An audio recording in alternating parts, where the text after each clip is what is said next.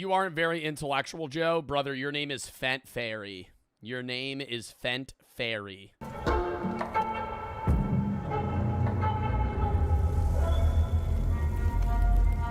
Yeah, it's gonna be so lame if it's a spider. It better be a skinwalker.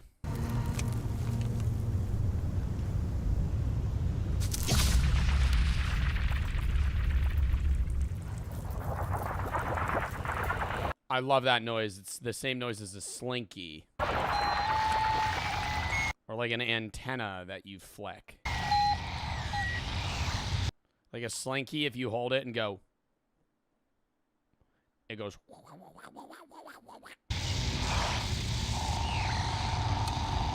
Y'all ever have a slinky when you were a kid and you like fuck it up, but only you like slightly bend one fucking millimeter of the slinky and the whole slinky's fucked. Whole slinky's fucked. Can't use it anymore. Throw it out.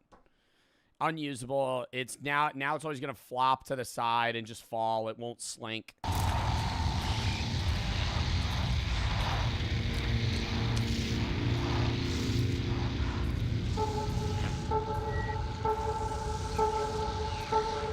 Oh my god, it's like a rope.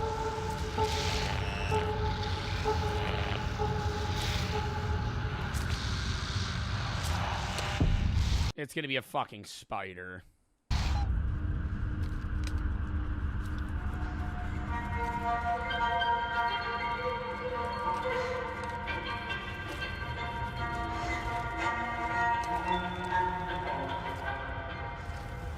And her friend's gonna be like taped to the wall, like, and it's gonna do a dun, and she'll be like, and then she'll turn, it'll be just like a really bad CGI spider.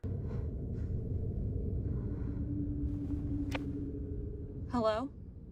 Can anybody hear me?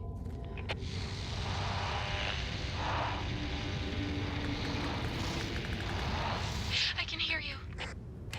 What's your location? Where are you?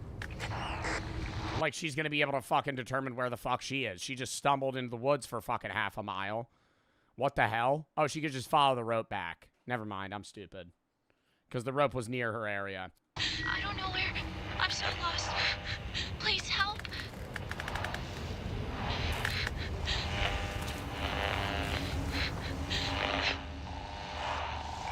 She's gonna be there, dead.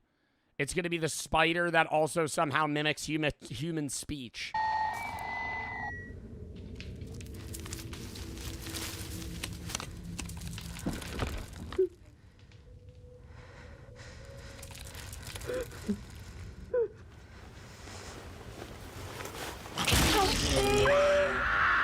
Oh, it's not a spider. What the fuck was that? A ghoul?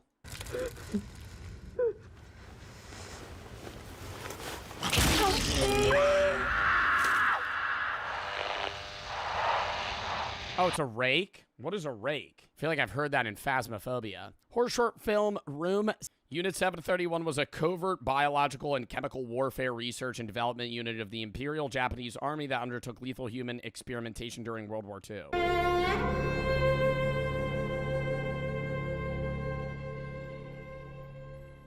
Is that real? Oh, it says content warning. Oh, God. For you to feel what all of your victims felt. Oh, no, no, no, no, no, no, no, no, no, no, no, no, no, no, no. Maybe. I don't know. I think it'll be fine.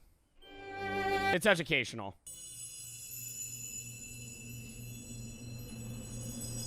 Let me read the description. Why is the Chinese girl has no memory of where she is or who she is? She encounters Dr. Ken and a ghostly young woman who both seem to want to help her. Okay, so it's not based off a true story. Is she in an ice cage? Unit 731's real? Yeah, but I think this is like a different rendition of a story from that. Like it says she has paranormal help. Just constantly be asleep to see if she'll remember things from dreams. Like just a psychological experiment that they're running on people. What is Unit 7031 though? People in asylums or something? It said it was in World War II. That they're not there unless she was like started like what is it called when you control your dream? Oh my god. unless she's like in that, what is that called? When you lucid dreaming. Unless she's lucid dreaming, she would have no idea. What idea what's going on right now? I'm first trying not to laugh. I have no idea what's going on right now.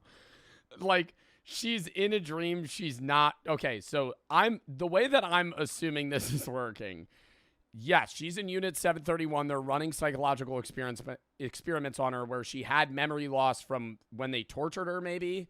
And they keep giving her drugs to put her in a dream state to see if she'll remember it.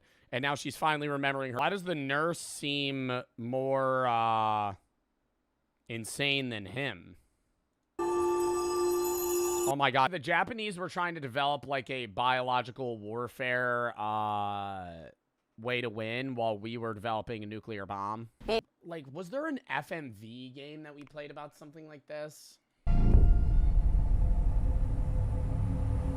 No. I watched some sort of history. They're pregnant. Are they gonna like forcefully inseminate her or some shit? Like, where is this going, bro?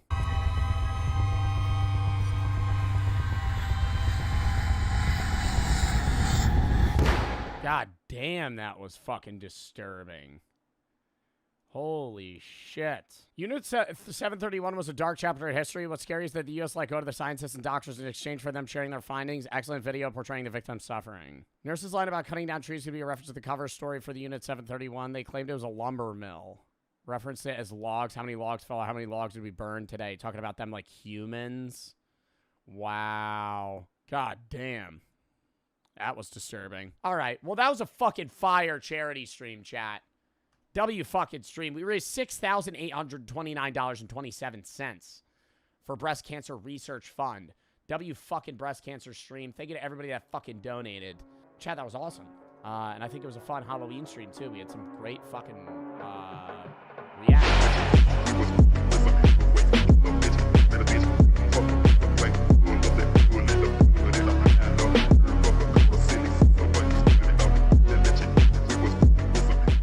I acted rich versus poor to see if I was treated differently. This is me trying to get a girl's phone number as poor. Sorry to bother. Can I grab your phone number? No. I feel like the bigger problem isn't that he's acting poor. It's that this is the worst fit of all time. He's wearing Adam Sandler shorts, flip-flops, a baggy white tee, and a forward-facing hat that's like 2 sizes too small for his head. That's the point, no? Well, that's the point, no. You're insinuating that poor people wear bad clothing. You can still wear, like, not Adam Sandler clothes, right? Thank you. No? Okay. Instant rejection. So I bought a suit, rented a $300,000 car, and pulled right back up to try again. Could I grab your phone number by any chance? Oh, is this your car? Yes. I mean, I'm free to... That has to be staged. That has to be staged, Jack. There's no way. Yo, can I grab your phone number? Oh, is this your car? I'm actually free right now. tonight if you're down. It's too easy. And this is just one of many tests that I'll be doing, all to answer the question. I think you do get treated differently if you're poor versus rich, for sure. But it's not even if you're poor versus rich. It's how you show yourself. You know what I mean? Like, if you walk around and you seem upstanding and dressed professionally, I think that's treated with higher regard. There is a level of richness to it, but I think it's more professionalism versus unprofessionalism. Because you could be rich wearing like a drippy fit, and people are going to judge you because you're wearing like streetwear, right? Like that would be looked down upon in the business sense. It's definitely situation. Do people treat you differently as rich versus poor? I broadly yes, but it depends on the situation. Treat you differently as rich versus poor. Starting with our very first test. Most people have a theory that women are more attracted to filthy rich men. YouTubers have tested this. I don't think women are... Okay, the YouTubers that test that shit are so fucking staged. They'll literally pull up... They'll be like in LA, pull up in a fucking Lambo that they leased, and they'll get one of their friends that's in on it to be like, God damn, is this your Lambo? Do you want my number? That's just not happening. I think it is true that, like, being more financially stable makes you more attractive, but not in, like, a gold-digging sense.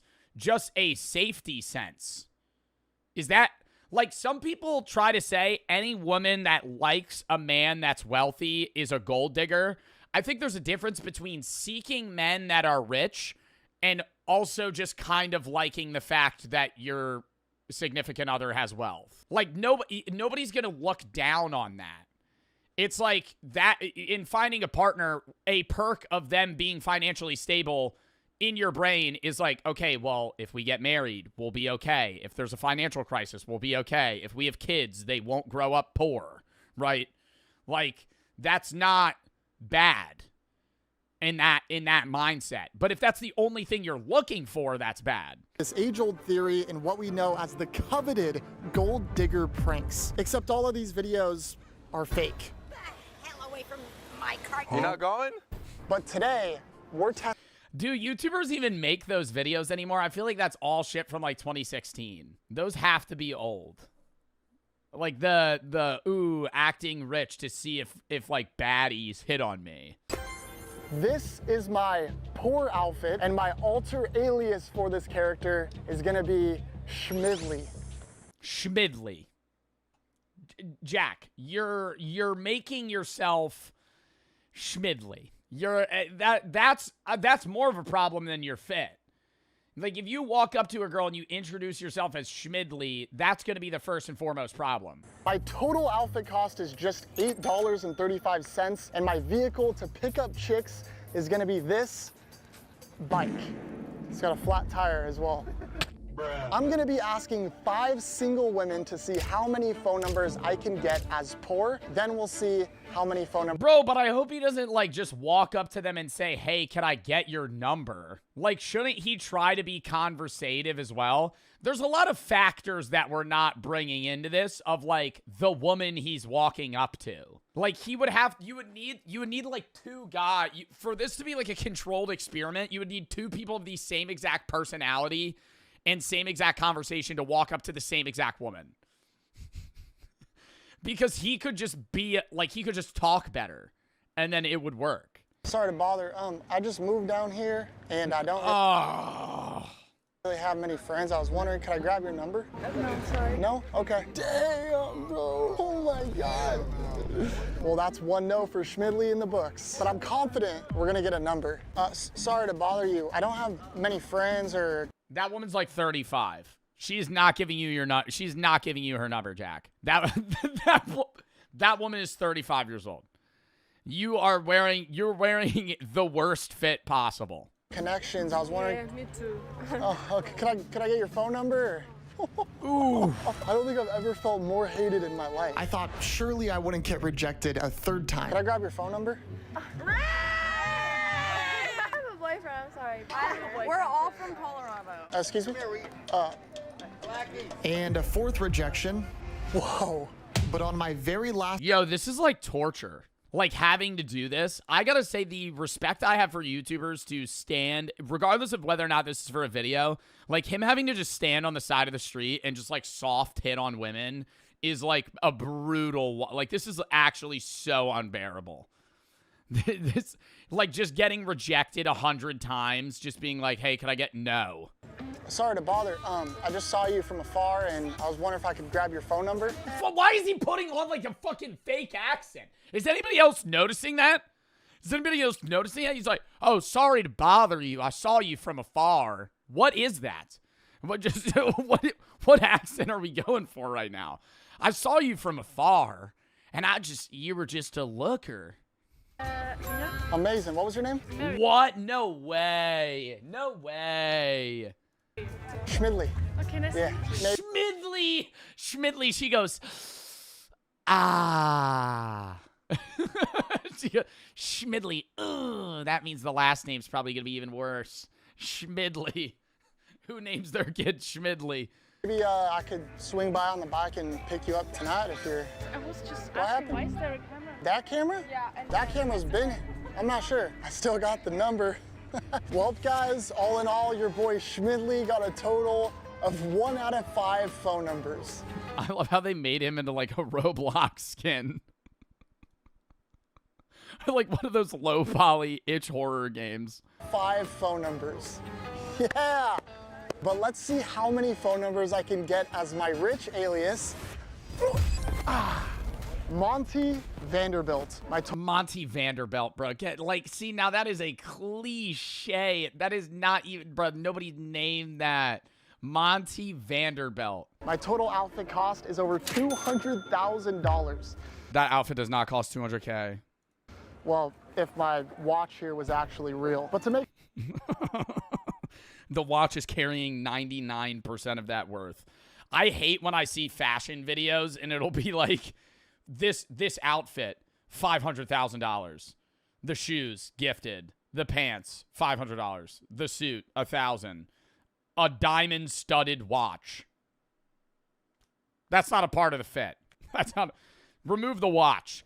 Accessories don't count as a part of the fit. Priceless. Yeah. A one of one Rolex. Okay, that's why the outfit's $1 million. It is though.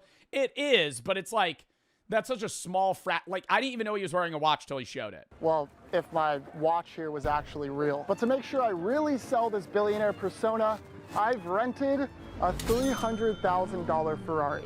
The entire video's budget went to this. Isn't it like a proven scientific thing that like red is more attractive or some shit than other colors? That's why it's like a cliche in romance movies for like the main woman to wear red or like the man to wear red.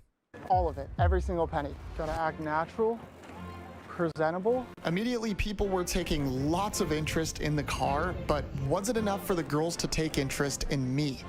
Excuse me, are you single by any chance? Yeah, I am. Okay, perfect.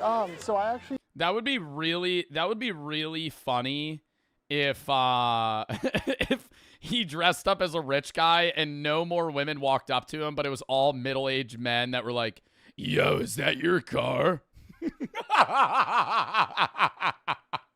"Yo, is that yours? Do you know what engine does it have?" It's just like mechanic questions. I'm looking to go on a date. Can I grab How much horsepower? your phone number? I feel like I'm a little bit older than you. No, how old are you? 31. 31? That could work, right?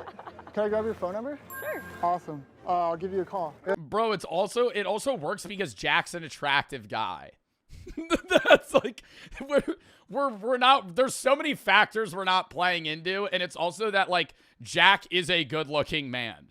Like it's like you're hitting. It would be a lot different if like you were like sub-average and you were just wearing a Rolex and being like, "Hey, can I get your number?" It's nice to meet you. You too. He made himself look really bad in the poor fit. It worked, bro. Monty is 1 for 1. I was more confident than I ever. had like a car event.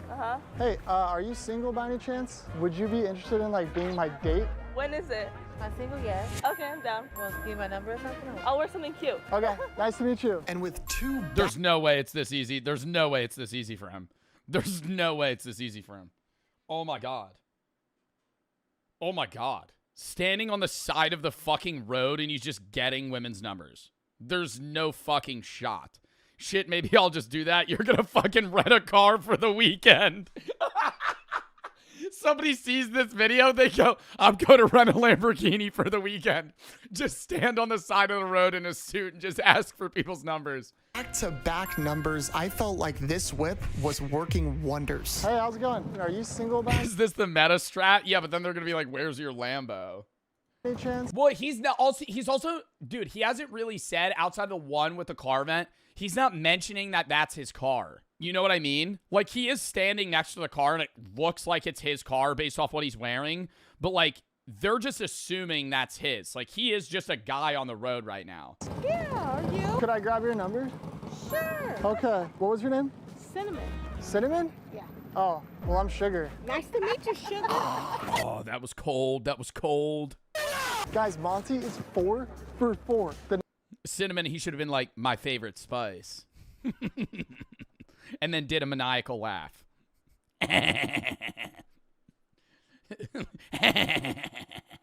next number is our last number. But to my surprise, not everyone was tricked. Hello, excuse me? No. Whoa. Immediately just said no. He could have been like, "I have a flat tire. Do you have AAA?" So awkward, bro.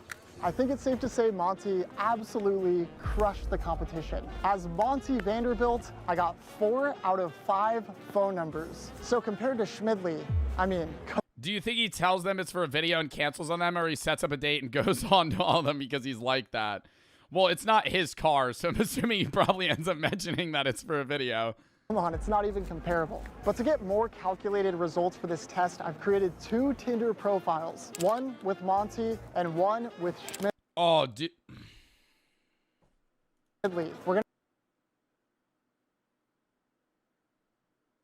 Bro, the name alone is getting a no swipe. Which one's yes or no? Is it right or left? Right's yes or right's no? Right. Which one's right? Right is yes. Yeah, he's getting a left swipe here then. Schmidley. Into sushi, art, parties, NBA, aquarium, pop, EDM, and Xbox. Oh, he's the same interests on all of them. Aquarium. How's that an interest? Aquarium. How often are you going to the aquarium? I think this is more like, dude, honestly, I think if this is me, like say I'm on Grindr, I think I'm swiping on Schmidley. Oh. I don't, doesn't this, he looks like an asshole, no? Like, if the first picture on a dating profile, the fucking thing in the front and center is a designer bag, is that the stock market open on his phone? with Monty and one with Schmidley. We're gonna check back in on this profile in about a week. Oh my God, why would, dude, literally nobody's matching with you. Literally nobody's matching with you. I feel like everybody that's gonna match with him is gonna be like, yo, you're Jack Pembroke. You're not Schmidley. Yo, who the fuck? He's taking a picture with his Xbox controller and it's a fucking, it's plugged in. I think the women that are swiping on Schmidley because it's funny.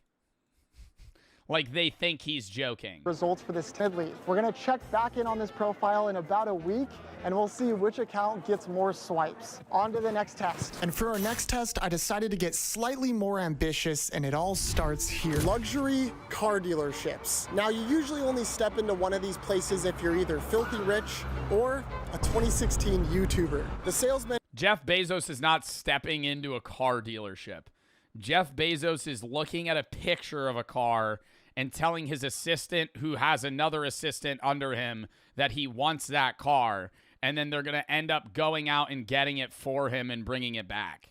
Here have one goal: sell a car. And in theory, you'd think they would probably be more helpful to a guy like Monty versus a guy like Schmidley. To see if this is true, I'm going under... 100% true.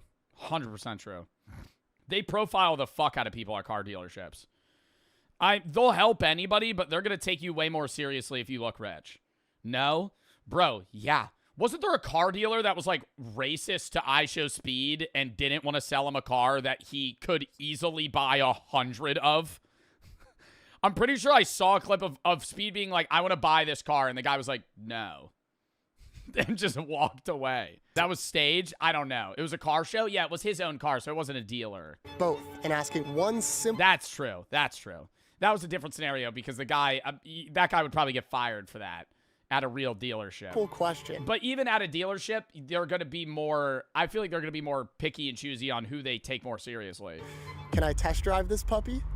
We're here at our first dealership. Ooh, asking for a test drive? There is tons of insane luxury cars here. Let's see if they'll let me test. Why is that Porsche only $29,000?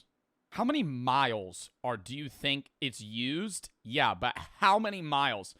I understand it's 2019, but that Porsche new in 2019 was over 100K. Had to be. Unless it's just like a base stock, like shittiest version. Of insane 90K?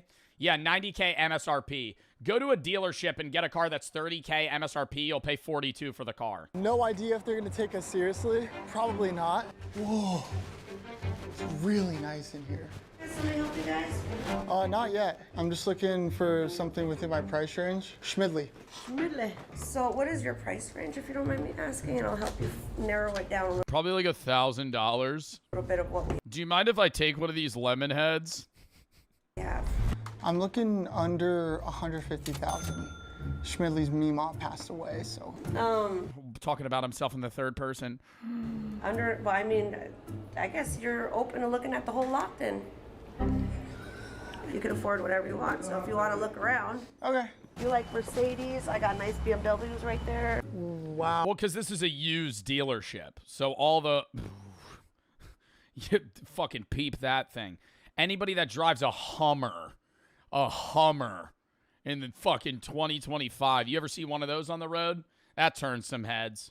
And not in a good way. Ugh. It's like a guttural reaction. An audible, ugh. You drive a Jeep? Bro, a Hummer is so different, bro. I compare a Jeep to, bro, Hummers are so blocky. Interior is beautiful. Could I test drive that? Yeah, my manager can go with you and you can test drive it, yeah. Beautiful officer. Thank you. Whoa. He's got everything in here. Let's go. I'm excited. I've never driven anything like this. Holy, this is exactly what Schmidley wanted. Whoa, this thing turns like absolute butter.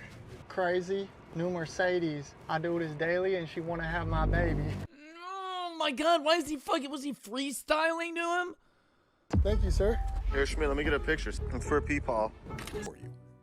You put a deposit down on your daughter's first semester.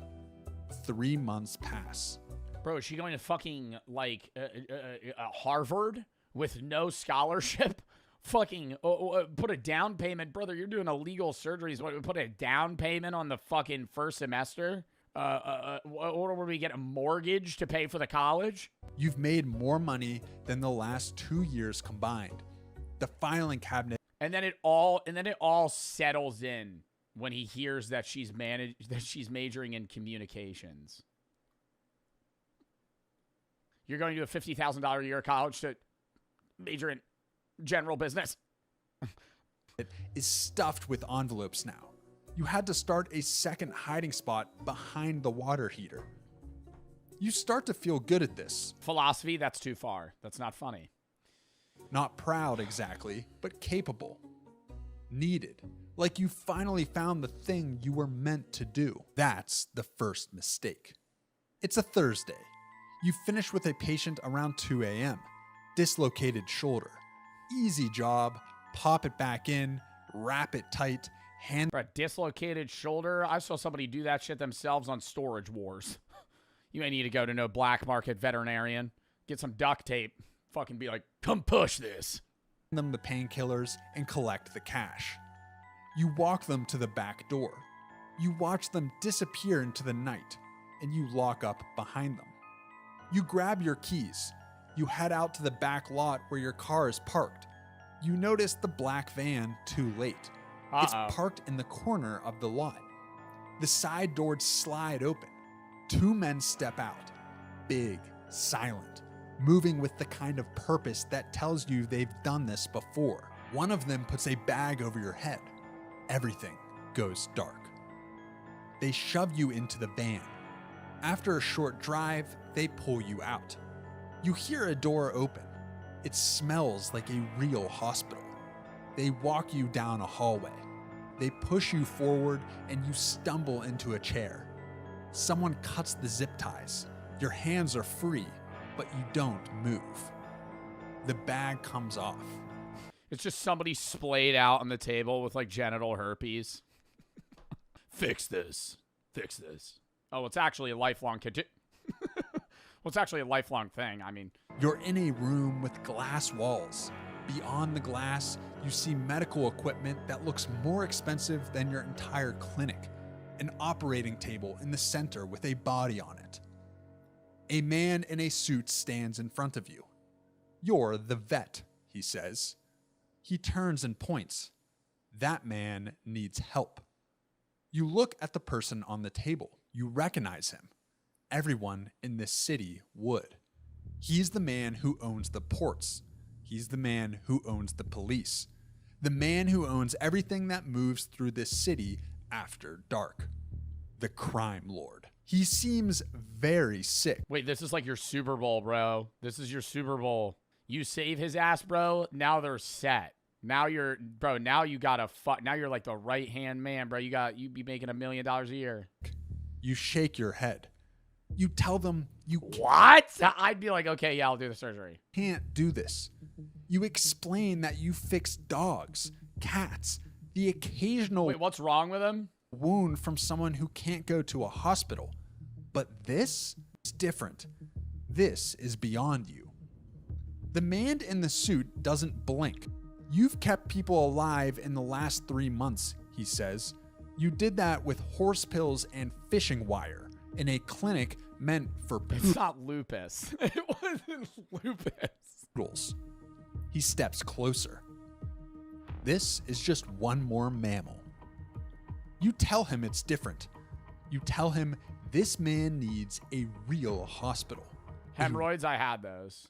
He has severe hemorrhoids.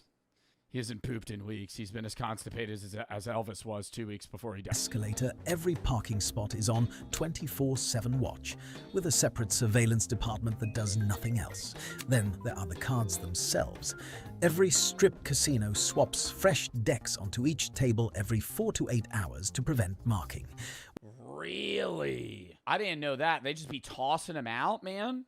Every 4 to 8 hours, they're doing new decks of cards? Wow. I mean, they probably buy them in bulk, but still, they're probably spending thousands of dollars on playing cards. Which adds up to millions of brand new decks thrown out every single year. The Bellagio keeps over $150 million in physical cash inside the building at all times. Ocean's 11. $150 million in cash just in the building? What? And the insurance and logistics for that alone cost millions. Drinks pour by the tens of thousands every day. Not out of generosity, but because a slightly drunk gambler bets bigger. Get the fuck out of here, slightly drunk, bro. They want you as drunk as possible. If you're the fucking drink ladies, what are they called? They're not waitresses. They're called something at a casino. What are they called? What are they called? What are they called, chat? Not a bartender. It's not a bartender. They're not maybe a barista. They're not making the drinks. They're bringing them to you. They're not a bottle girl. That's at a nightclub. Anyways, the people that bring the drinks to casinos hover more around areas where people gamble more money. Like, if you're at penny slots, you are not getting a fucking drink. They're a cocktail waitress. That's what it is. If you're sitting at a penny slot playing fucking machine poker, you're not getting a free drink, you fuck. You're betting $20 over the span of fucking an hour. If you sit at a high roller blackjack table, the second you get a drink, they're going to go, want another? Because the fucking drunker you are, the more you're going to bet. It stays longer. And the dumber you'll bet. It's not the more even. It's like, even if say you're drunk and you're betting $1,000 no matter what, the drunker you are, you might still bet 1,000 either way. But when you're drunk, you're going to bet $50 hand, $100 hand, $50 hand, $150 hand, instead of being a blanketed 50, 50, 50, 50. Because when you scale that, you're risking your volatility even higher because you're changing your bet scheme to where you're losing the potential of having a run, right? Because you're making yourself bet higher and lower odds. I do that. Right, when I show up to the casino, I'm doing, $50 hand, $50 hand, $50 hand. When I'm drunk, I go, I have a good feeling about this one, 200. Bust, right? So now I just burned 4 hands that I could have played. And then I would have potentially won. And drunk gamblers fall, fight, and lose money they decide must be somebody else's fault, which is why casinos get sued more often than doctors and pay liability premiums that climb every year. The math gives you a guaranteed top line. Everything below it is a fist fight. That fist fight is where most casino owners lose, and it has a small set of repeat patterns. Casinos can fail for a lot of reasons, but 2 mistakes show up over and over again, and almost every famous casino bankruptcy in modern history boils down to one of them. Mistake 1: too much debt. In 1990, Donald Trump opened the Trump Taj Mahal in Atlantic City and called it the 8th wonder of the world. He financed it with $675 million in junk bonds at 14% interest. Just to service the debt, the casino had to generate near the 8th wonder of a world. Eighth wonder of the world, a casino. $100 million a year before any other expenses. 6 months after opening, it missed its first bond payment. By 1991, it was in bankruptcy. Don't build a casino on debt that needs the building to be perfect from day one. No casino is perfect from day one. Mistake 2. Yeah, and it's really hard. Like, people get, dude, you got to appeal to gamblers, man. Like, there's people that will only gamble at specific casinos. Like, certain casinos in Atlantic City make way less money. I'm just speaking Atlantic City rather than Vegas from personal experience. Just because it's like, they have reputations, right? Like, if you are a gambler, most people gamble at the Borgata. There's people that gamble at Caesars, Tropicana, but like, they're known for different things. And it's like, if you open a new casino, people will try it out, but like, people love gambling at their casino. That's also why casinos give out cards, because they want to build customer loyalty. They'll give you free hotel rooms. You'll come back. So if you're already a gold member at fucking the Caesars Palace, why are you going to go to the Taj Mahal that just opened? Because you already get free hotel rooms, free drinks, free dinner, and free spa treatments at Caesars, right? You already get so much more shit at Caesars. Why the fuck would I ever start gambling at the Taj when I have to go spend now $40K at the Taj to be able to fucking get all these benefits? It's the same thing with like airlines. Like, you get miles, so it's like more beneficial to only fly Delta, only fly American, only fly, you know, fucking United. Because the more you fly with them, the better your customer loyalty is and the more rewards you get. Wrong product for the market. This one has killed a lot of buildings. In 2012, a $2.4 billion property called Revel opened in Atlantic City, built for Wall Street executives instead of bus trip retirees. They banned smoking on the gate. Yeah, horrible play, horrible play. You gotta let people borderline do crack in that casino, bro. Gaming floor. No buffet. No players club. In the gambling world, that's roughly like opening a fitness club and banning sweat. The hedge fund crowd never showed up. The retirees they'd alienated never came. Closed 2 years later, sold for $82 Yeah, and then Ocean bought it. million. 3 cents on the dollar. In 2016, Lucky Dragon opened off the Vegas Strip, a $160 million boutique casino built entirely for Asian customers. Asian language signage, feng shui interiors, no 4th floor. Turned out, Asian high rollers who flew to Vegas wanted Vegas, the fountains, the spectacle, the chaos. Not a smaller version of what they'd left at home. Closed 14 months later, sold for $36 million.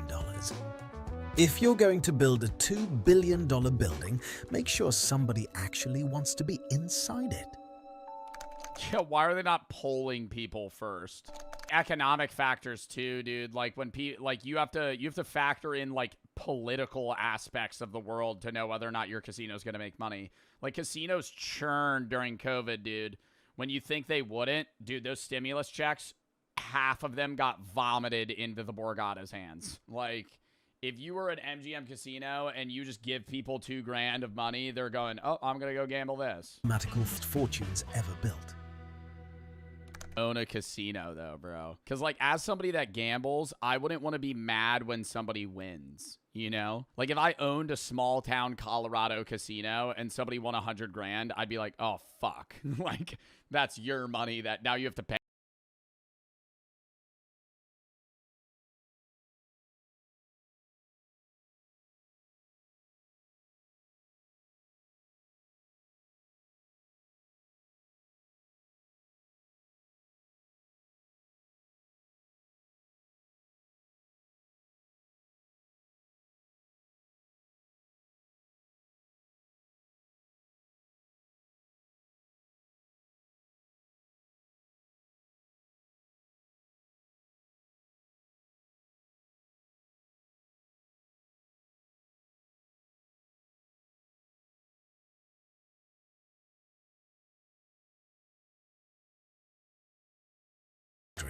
Oh my God, dude. Just ripping casinos. His company, Las Vegas Sands, makes around $32 Don't casinos own like half of the NBA teams now? million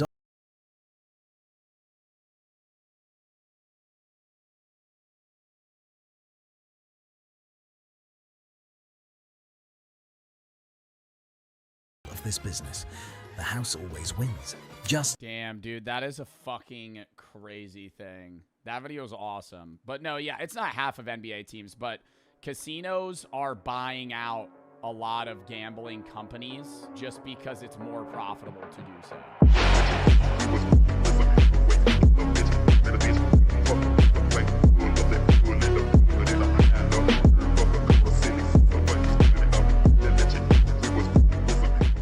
That'll level the fucking experience of this film if somebody turns around and goes, shut the fuck up. So I didn't say anything. And at some point, there were people that were like, shh, and they shut up. And I was like, okay, good.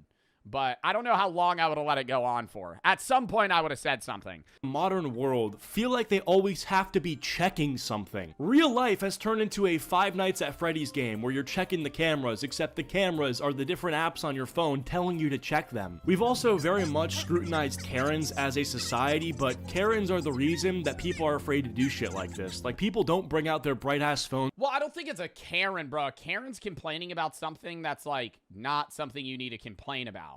You know, like some HOA shit. Like, oh, your grass is a half an inch too tall. You were parking an inch farther from the curb than you were supposed to. Like something like that. But like, dude, for example, not even movie theater shit. When I was gone for 4 days, I was just like seeing my family. I flew back and I'm used to New Jersey motherfuckers. I'm used to Philly, New York people. And I was saying this, as I'm flying back, we're in TSA. And there's 2 lines, and they cut one of the lines and open another one, and everybody from the other line starts filtering in front of me and everybody else in the other line. And I'm sitting here breathing. Right when I see, I'm a big line guy, okay? If I'm in queue, you can't cut the queue, okay? If you cut the queue, I'm gonna fucking say something. I will always say something. I don't care if I have to stand next to you for the next 20 minutes. So I go out loud, no, no, no. Some dude with his girlfriend puffs his chest out. He's like, they told us to come here. They told us to come here. I was like, I'm just waiting for this guy to threaten me and get tackled or something. But I was just crashing out, dude. I was so pissed. Because I'm standing in line for 30 minutes in TSA, and then I'm in my own line that's not moving. They finally open my line, and then everybody else from the other line just starts fucking cutting. I'm like, get to the fuck of the back of the line.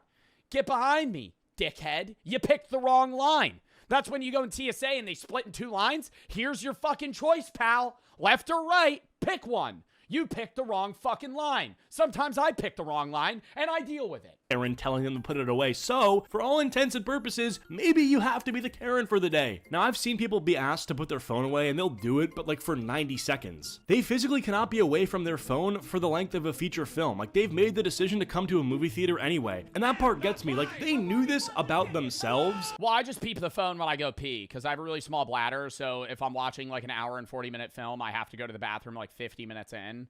And then I'll just like pee and check my phone. And they still bought the tickets, sat down, and committed to the situation. Like, if you know you're a phone addict, or that you just have to scroll or like respond to a notification the moment you get it, don't go to the theaters. At some point during a quiet pivotal moment in whatever movie you're watching, you'll catch yourself staring at their screen instead of the actual movie screen, and you'll realize you have no idea what's been happening in the film for like the last 10 minutes. And then you realize the collateral damage this person has done. It's quite brutal. Moving on, we've got the snack concealment family. Now, I gotta be honest with you, this is like a rare moment of moral complexity in this video, because I cannot fully be— I don't think that ruins movie theaters. If you want to sneak snacks into a movie theater, I don't give a fuck.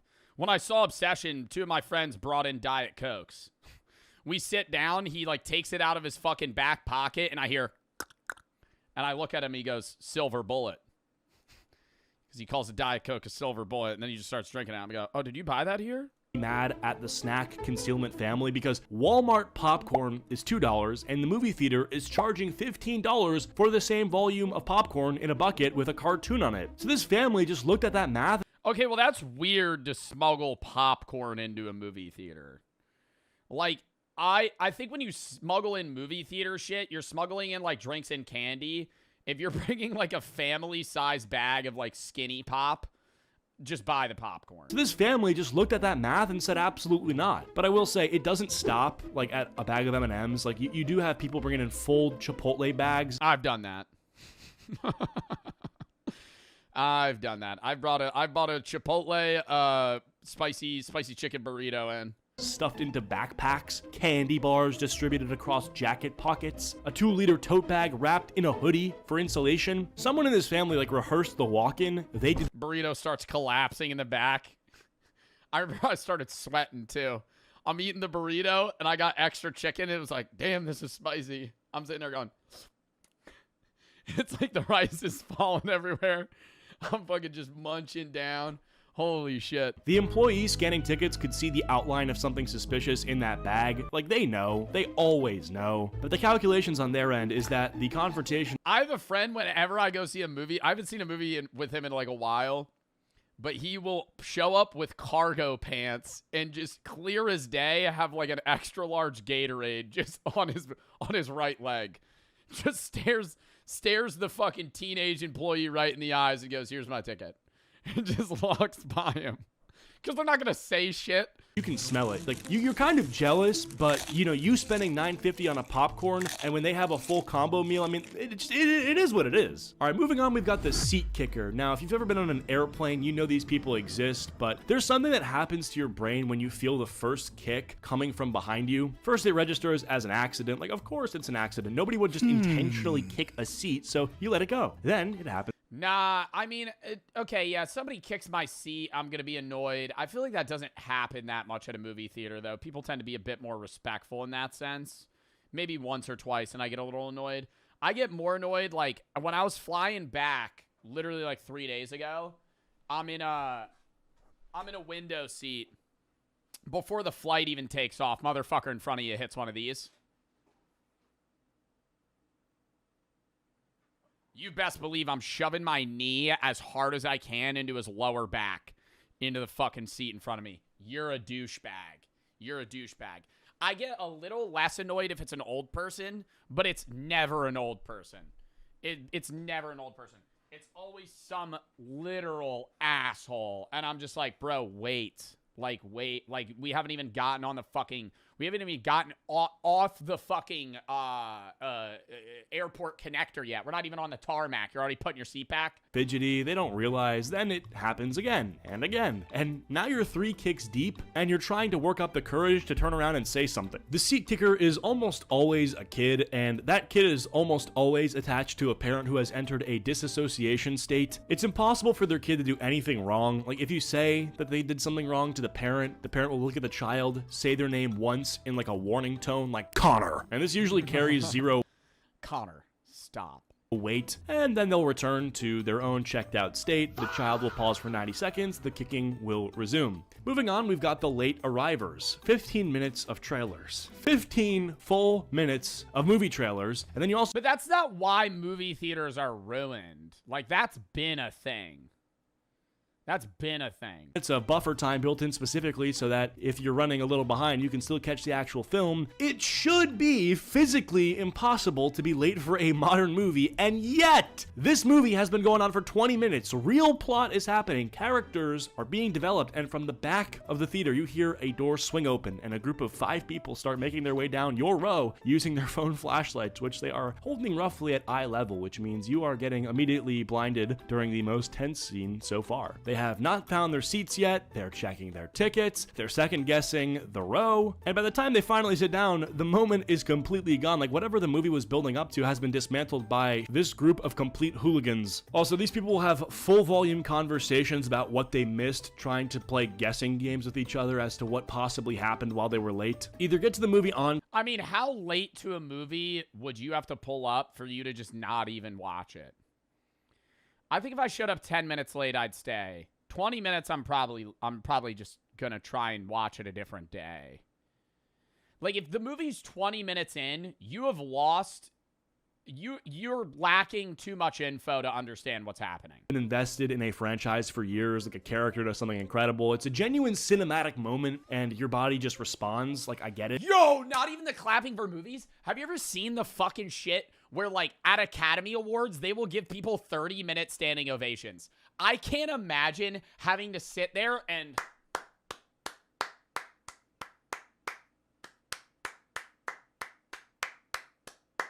for 30 minutes? I think there's nothing you could do that warrants that long of a clap. Like, maybe you say... with what I would... But there's like, I love the idea of Gen Z and millennials getting back into like the third place mentality and living for experiences. But there's people that take it too far and they become like Ryan from The Office, where they're performative rather than actually wanting to experience that. Like, there's a wide range of people that are in our generation that do things because they think it's what they should be doing rather than actually what they want to do. Like, people that, okay, it's gonna upset some people. If you're somebody that drinks matcha every day, there's people that actually enjoy that, and then there's people that actually just drink matcha because they think that it's cool to drink matcha. Like, it's like a performative males. Specifically called curated living. I don't know, maybe I'm not describing it accurately, but it is super vibes based, like life is one big Pinterest board. Think of terms like cozy game. Do people that are obsessed with Dubai chocolate and think that there are things that are flavored Dubai. Dubai is a place, not a flavor. Games or the aesthetics of going on a walk around the city with an iced matcha. It's this sort of return to the Song Dynasty scholar, gentleman, urban ideal. My Dubai water. Your status isn't just about money, although that'll obviously always be important. It's about your taste. Back then, it was about your taste in tea and incense and interior design. Now it's more so about your taste in underground music and niche TikTokers. Wow. Yo, that's facts. To a degree, because being mainstream is like so lame.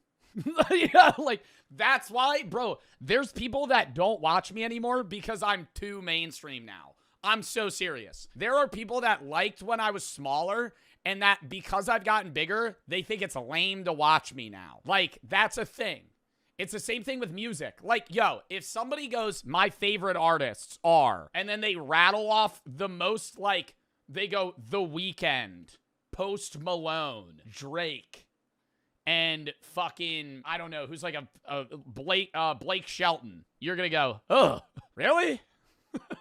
That's your top 5? Like, it's fine to have a main, I feel like the way that people perceive it, it's like, top 5, you should have like 2 mainstream people and then like 3 people that you just like. Other than being like, yo, Maroon 5, Imagine Dragons, Lady Gaga, LMFAO, and fucking Kendrick Lamar. I'd be like, ugh. Whoa. Taylor Swift? Well, Taylor Swift is just like extremely mainstream. Yo, on the topic of niche TikTokers, where you said who your personality is based off that, chat, what y'all know about Gary? What y'all know about Gary from Food Giant? I watch this guy every day. Food Giant in Hueytown, specials up, prices down. Woo-hoo. Here's Barry! Good morning, TikTok. Food Giant in Hueytown, specials up, prices down. Oop, oop, oop, honey. And I know what he's going to say. He goes, good morning, Food Giant shoppers. Good morning to America and good morning to the world. And he films these at like 4 a.m. They get like 200 likes. I watch them every day. If this is a Food Giant in Alabama. Good morning, TikTok. Good morning, America, and good morning to the world. All right, y'all listen up real quick for me, please. We've got a limited promo on the merch site starting now through Saturday. When you order 2 hoods. See, I'm not caring about the merch, Gary.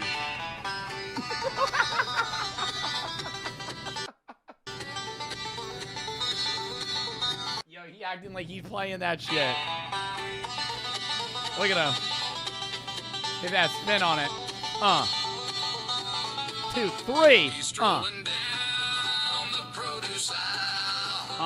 With a nice and happy Yup. southern smile. There we go.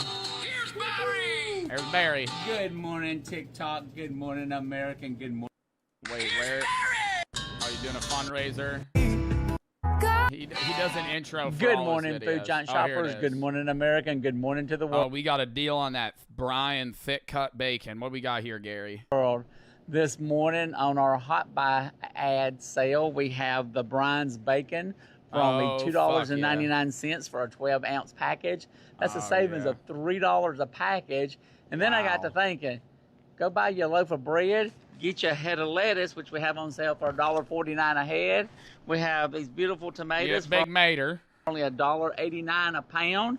You could have several sandwiches for less than $10. So get on out to Food Giant today where you can make you a bacon, lettuce, and tomato sandwich. As always, have a wonderful day, and most importantly, God bless. Oh my God, I love him. He makes me so happy, bro. And it's always like, dude, you wake up. He's like Good Mythical Morning, bro. You pop up on TikTok. Yo, if you start liking his videos, he'll show up on your For You page at like 8 a.m. And he'll have posted that shit at 4. He's like up bright and early just filming videos in a fucking Food Giant. Anyways, that's my niche TikToker. Youth don't want to be told what's cool anymore by commercials and MTV with big corporations calling the shots. They want to create their own experiences. They want to get medieval Chinese again. Also, semi-relatedly, there's been a big surge in traditional Chinese medicine trends among Westerners on TikTok recently. You see it everywhere. A number of Chinese American influencers have been sort of introducing these ancient concepts like Qigong. Yeah, they're Chinese maxing. That's a big thing for 2026. It's on a lot of people's vision boards. Chinese American influencers have been sort of introducing these ancient concepts like Qigong practice or drinking hot water instead of cold. It's on Koshards. Chinese maxing. Cold water, and the internet has been going crazy for it. So maybe medieval China is making a comeback. Yo, Ludwig. Yeah, literally Ludwig. What is Ludwig doing?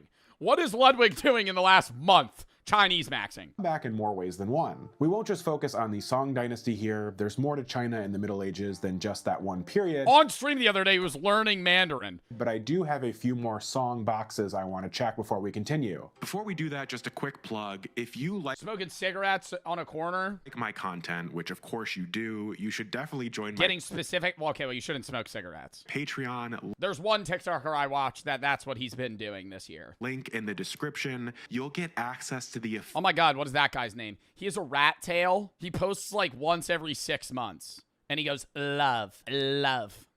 Somebody knows. Somebody knows in chat. What's his name? What's his name? Somebody tell me. Chat is super good at this. We have enough people that somebody gets it. He goes, love, not Dr. Poop. What is Dr. Poop, bro? That's too niche. It's not too niche. You know him. If I pulled up a video of him, he has tattoos everywhere. He lives in New York. He's a New York guy. He's Italian. And he smokes cigarettes. Not Mamdani. No. Or Jay Schlatt. Bro, he's a TikToker. And he's Italian.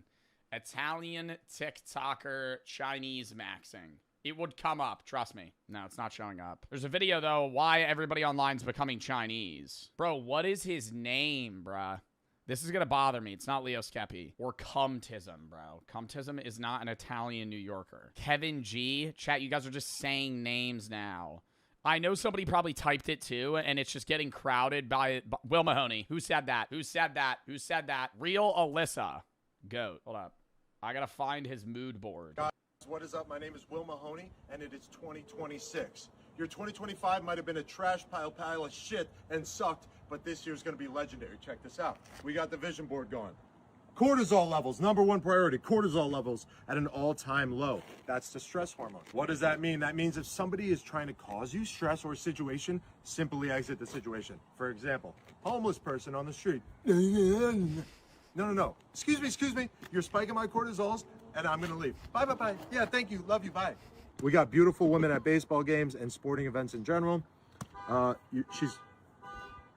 Poor person is breaking into a car right now that's spiking my cortisol. Please silence on set.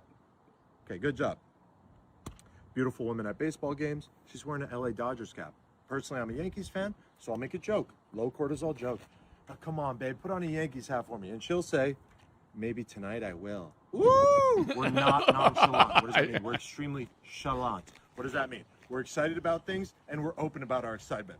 Being nonchalant would be this. Yeah, no, I'm actually on the list for this. Yo, no one gives a fuck, bro. You're almost 30, okay? We're going to be chalant, and we're going to be excited about things.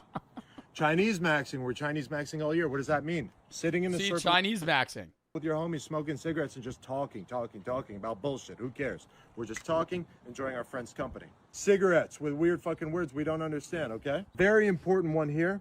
We're extremely generous this year. No stinginess. Stinginess is a high cortisol activity. What resources do I have and how can I keep them forever and ever? Low cortisol activity. You know what you're working on? You deserve it. Fuck it. Here's $20. Fuck it. 20% tip. Try 40, okay? Take any of these 3 images together. You get a vibe. Ready? I'm closing a deal while I'm smoking a cigarette then I'm going on a date with my hot black girlfriend. Or I'm drinking Guinnesses with my Chinese friends, sitting around doing nothing, and I'm gonna tip the waiter generously. Okay, this is basically, come on, I'm trying to build a vision here. Do you get it? We're counting foreign currencies, but not just foreign currencies, one that we don't really know the exchange rate of because we just got there a couple days ago. You go, wait, how much USD is it? Once you know the USD transfer rate, that means you've been in the place too long, okay? Let's break it down. This is what we're going for. Luxury, optimism, vibes, and energy. Short for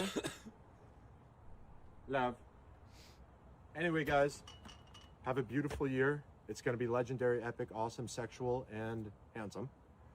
And Yo, bro, his videos, whenever they show up, I'm like, this is the funniest thing ever. Maybe you've heard of the modern phenomenon of looks maxing, or maybe you aren't chronically online and have no idea what I'm talking about. Basically, looks maxing is bone smashing.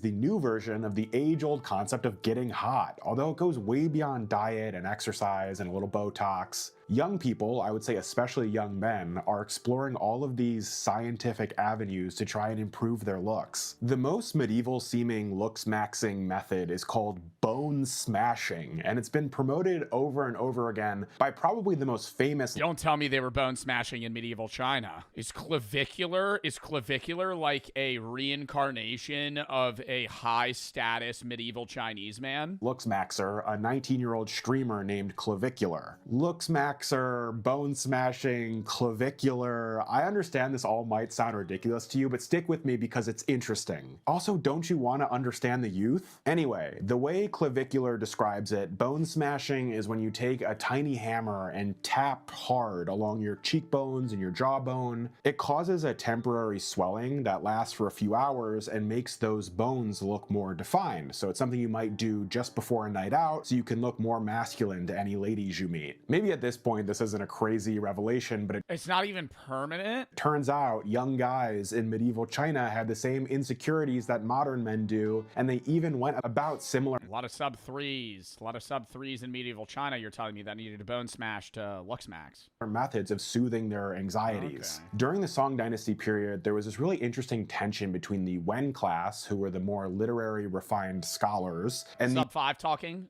Shut up. the Wu class, I got rated mid-tier normie. who were the more martial and physical I'm a 5. warrior caste. Depending on which group you belong to, you'd basically looks max to make sure your outward appearance matched what you represented. So that meant young men who were part of the scholarly class went to these extreme lengths to— Dude, Joe with Greek curls, dude. Oh my god, he could be like high-tier normie. achieve this sort of refined, What is he gonna go back to that? pale physical aesthetic with slender features to essentially highlight the fact that they never had— Bro, I'm not gonna lie, I messaged Jinxie the other day. Oh my god. I messaged Jinxie the other day. Jinxie, when he was in the UK, bro, he looked, oh my god. Yo, hot. I'll say, he was mogging when he had that quarter zip on. Bro, you know what I'm talking about. You know what I'm talking about.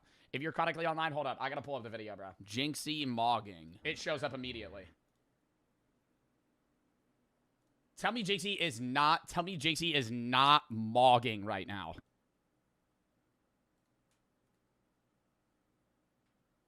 What are you talking about? What do you mean, what am I talking about, bro? He has like a perfect head shape. Like, my head is so much more bulbous. Dude, imagine if Jinxie gained like 30 pounds in muscle. Wow. GQ model, literally. had to work with their hands. They'd even use specific diets and cosmetic aspects of traditional Search Digimog.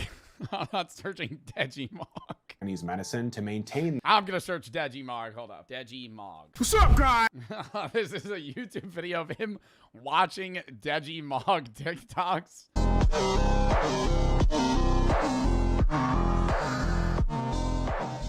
Wow. This look that would instantly signal to every— Joe Simping, I messaged Jinxie that at like, dude, it had to be like 3 in the morning. I saw the TikTok.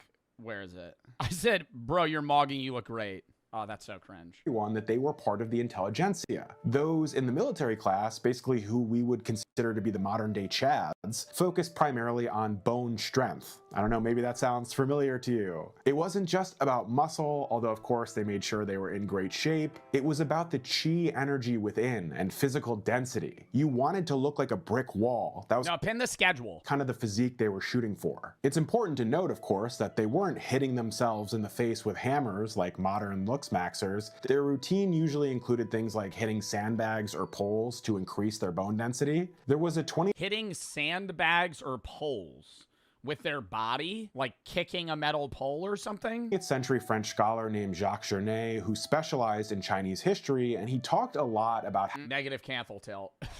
How these I'm kidding. aspects of appearance became kind of a coded language of your class. In the incredibly hierarchical society of medieval China, if you didn't have the specific look, you were culturally invisible. It seems like a lot of young men, and young women too, feel this way today. If you just look up the term looks maxing on YouTube or TikTok, the insecurity is overwhelming, but it's understandable. We were all vulnerable teenagers once too. But you see these guys giving each other ratings on a scale of 1 to 10 and recommending which specific steroids or looks maxing techniques to try so they Yo, I saw a post on Twitter the other day of somebody talking about the peptides and substances they're taking to gain ELO in CSGO. And they said that they were like 6K ELO and they started taking like a slew of drugs and reached 10K. And I was like, wow, this has to be a joke because 10K is not that good. And I'm not rated in CS yet. I still have to play my ranks. But I'm like, I'm not taking drugs to hit 10K.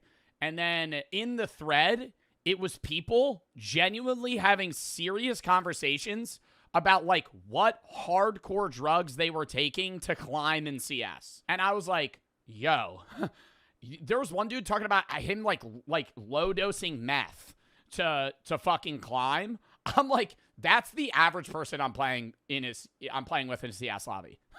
Like, the average person that I'm in a CS lobby with is like microdosing methamphetamine so they could fucking climb. That's crazy. Like, I'm not saying, you know, there's any world where you should take drugs to climb in a video game rank, but you taking drugs to hit 10K ELO is like me saying I took meth so I could climb to fucking diamond in Rocket League. Like maybe you saying SSL and I'd be like, oh, wow, you know, that's kind of crazy. But you're like D-Gen taking drugs to hit like mid ranks on Premier. And bring their flagging features up to speed. This includes peptides, which as far as I understand are these amino. What the fuck are peptides? I actually don't understand what peptides are. I'm not even gonna lie.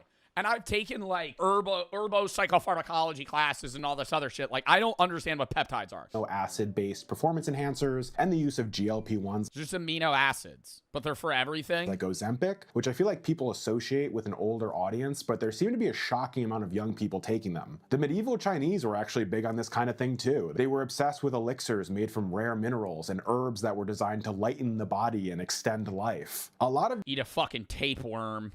Let that grow in your intestines for 2 months. These were incredibly dangerous and even included mercury, and I'm sure in the next 10 years or so there will be a bunch of studies showing the horrific side effects of looks maxing and peptide. Oh my god, yeah, dude. You remember when they used to have women's makeup had lead in it, and so they would put the makeup on, and over time it would make their face look worse and worse, so they would put more and more of the makeup on until it literally killed them. The idea behind this medieval Chinese looks maxing was essentially the same as the idea behind the modern version, using some kind of external chemistry or method to hack your biological limits and achieve this sort of superior physical state. The Chinese were Killdozer uses peptides. Killdozer looks like an actual god. Wrote a lot of things down, and thankfully a lot of them have survived over the centuries. Like the 7th century physician Sun Simao's essential formulas worth 1,000 gold pieces. It was basically this manual for longevity and physical refinement. Editor, throw up a picture of Killdozer. And if you're familiar with the European concept of balance, whoa! somehow describes the body as this chemical system that can be balanced or enhanced with specific substances. This idea went even further with the medieval Chinese concept of naidan, or internal alchemy, which taught that the body was composed of three main ingredients, qi, jing, and shen, that could be forged into a golden cinder if you were locked in enough on your physical discipline. Locked in is a good term to use here because this sounds just like the trend of locking in that has been popular with Gen Z for at least 5 years now. If you're not familiar, it just means cutting off outside distractions and focusing intently on some kind of personal goal. So maybe getting your side hustle off the ground or working out more regularly or whatever. It's become sort of a cult online, especially among the Yo, can I say I hate the word entrepreneur? Because I feel like so many people claim to be entrepreneurs when they just sell, like, they have like an affiliate link for like Celsius. I'm like, bro, like entrepreneur, you could say you're an entrepreneur if you're on fucking Shark Tank. Like it's become a buzzword. It holds no meaning anymore. Like saying you're an entrepreneur, you could literally be a guy that's just like into crypto and never made any money from it. Yeah, I'm kind of an entrepreneur. I create a lot of coins. I'm just kind of paving a new path in this space, you know? And at some point, people are just going to be, I'm kind of early to the train, you know? Gym community, and based on what you see from these fitness influencers, it's like your pump and your physique are proof of an internal moral victory. Like a victory of the will over the lazy Bro goes to the bins in Goodwill and then sells the clothes on Depop. You're not an entrepreneur. laziness of your base body. A medieval Naidan practitioner literally thought the same exact way. They knew that their physical health and their outward radiance was proof that they had successfully cultivated their soul in a way that others couldn't or hadn't. Young people seem way more into fitness now than they did even 10 years ago. I'm not sure if that's a COVID thing, but I love to no, that is so true. I think it's a mixture of COVID, but it's also becoming like a new standard. I think it's social media kind of skewing what the average person looks like. But it's like, I'm genuinely not trying to, I'm not glazing myself. I'm being real.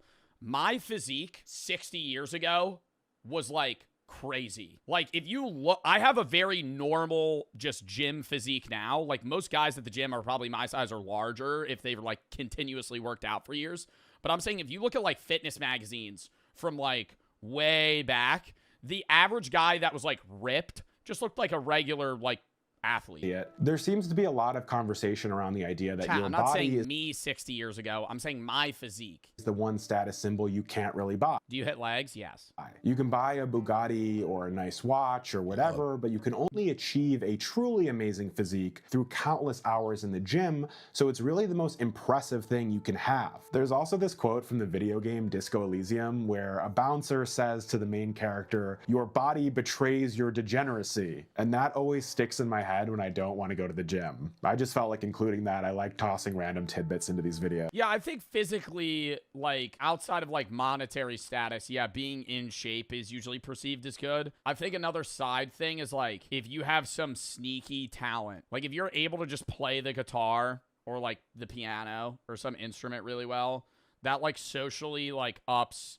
Like, I feel like not many, like, all the... It's very weird to me that, like, Clav and all these looks maxing guys so heavily focus on, like, the looks part of, like, attraction and what makes people like you versus, like, yo, if you're able to, like, hit a crazy guitar riff, people fuck with you. You know what I mean? Like, if you could fucking play, you know, a Metallica song on the guitar, people are like, yo, that's, like, badass. That's awesome. Like, now, most of what I've been talking about so far has come and it ups your personality. From the Song Dynasty, which lasted for a few centuries right smack dab in the middle of what we would consider the Middle Ages. But the Middle Ages lasted almost 1,000 years, so what about the rest of medieval China? You know what? I'm really glad you asked that. First of all, the Middle Ages happened differently in China than they did in Europe. Basically, even though there are quite a few Song Dynasty parallels, Gen Z is actually in more of a late Ming phase. That's right. I said it. In the earlier Tang Dynasty, which lasted from 618 to 907 AD, your identity was defined by your clan or your rank in the military, basically how people's identities have been defined for most of human history. You were a cog in the great chain of being, and the same thing was true in medieval Europe. You existed within a feudal system put in place by the divine mover. By the late Ming period, which went all the way into the 17th 19th century, there was this rise in individualism that started to run so deep that it turned into the same kind of identity crises and obsession with labels that we see among Gen Z today. You see, Chinese society had reached a level of complexity to such a point that people started to define themselves by their personal quirks and not their family or job. So instead of saying, I am a soldier, a late Ming youngin might say, I'm a connoisseur of rare incense who suffers from melancholy. In a similar way, Oh my god, yo, we're literally reaching that now, bro. Holy. you'd be hard pressed to meet a young person today who primarily identifies by their profession or their national. Yeah, nobody,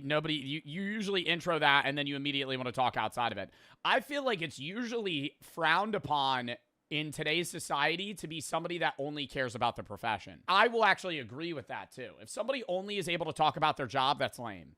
Like, there's a lot of social media. I always talk about social media to other social media people, but the biggest sign that I fuck with somebody that I've met through social media that is an influencer is their capability and capacity to talk about things beyond social media. Like, if I can only talk to them about influencer shit, then we're very surface level friends. Like, other people that I've met and talked to, like Sneeg and Zeusy, I mean, Chris was already my IRL friend, or like, even like Jinxie, like, I'll just have conversations with him. Like, it's not just, hey, what do you think about this streaming idea or some shit? Same thing with a job. Like, if you meet somebody and they're a carpenter and all they could do is talk about work, it's like, I don't give a fuck, right? In any sense, it's like, let's have something that's shared ground that we both like. Because most people don't want to just talk about their jobs because your job doesn't define you. It does in some way, and I think there's a level of like lack of care entirely is like, whoa, like there is some attachment, you know? Like if your job is you're a fucking doctor, you know, that's a part of your goddamn life, similar to any job that you have. But it's like, it shouldn't be the only thing that matters to you. Find me a 22-year-old who introduces themselves as Garrett the American plumber, and I would genuinely be. So is being unemployed the way? No, because then conversely, being unemployed is your personality. It's like, if you have a job, people that make their job their personality is lame. But when people have a job, they usually reach for other things that become their personality. Whereas being unemployed, it's like, oh, like unemployment is the personality. Shocked. I'm sure Garrett will now show up in my comments to prove me wrong because that's how YouTube works. Instead, just like the Ming youth, young people now might identify as a neurodivergent creative with a hyperfixation on looks maxing. It's this obsession with self, and it can be dangerous because what would my call tag be, chat? You stop viewing yourself as part of a wider community and start squeezing yourself into these ever smaller and more specific boxes. The late Ming period was a kind of renaissance that ultimately failed. Autistic chud. Okay. It was this explosion of individual expression and art and looks maxing and everything else, but it was cut short by the Manchu conquest in 1644. I honestly think we're going to see something similar with Gen Z in the coming years. They're in this period of extreme self-expression and pursuit of individual destiny right before a massive systemic reset comes. Maybe that's AI, maybe it's something else, only time will tell. Anyway, we just briefly stepped outside of the Middle Ages, so let's bring things back a few centuries for our next comparison.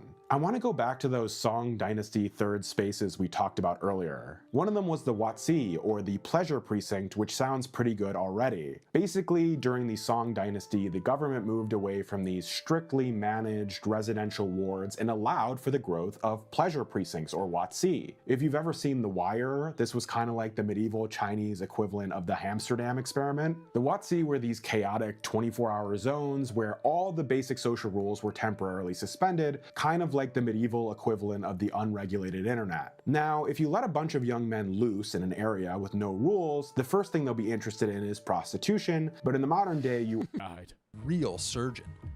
You need to save him. Someone who went to medical school and did a residency and knows what they're doing.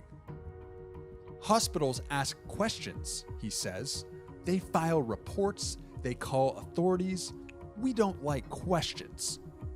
A guard steps forward. You didn't even notice him before. He was just a part of the background.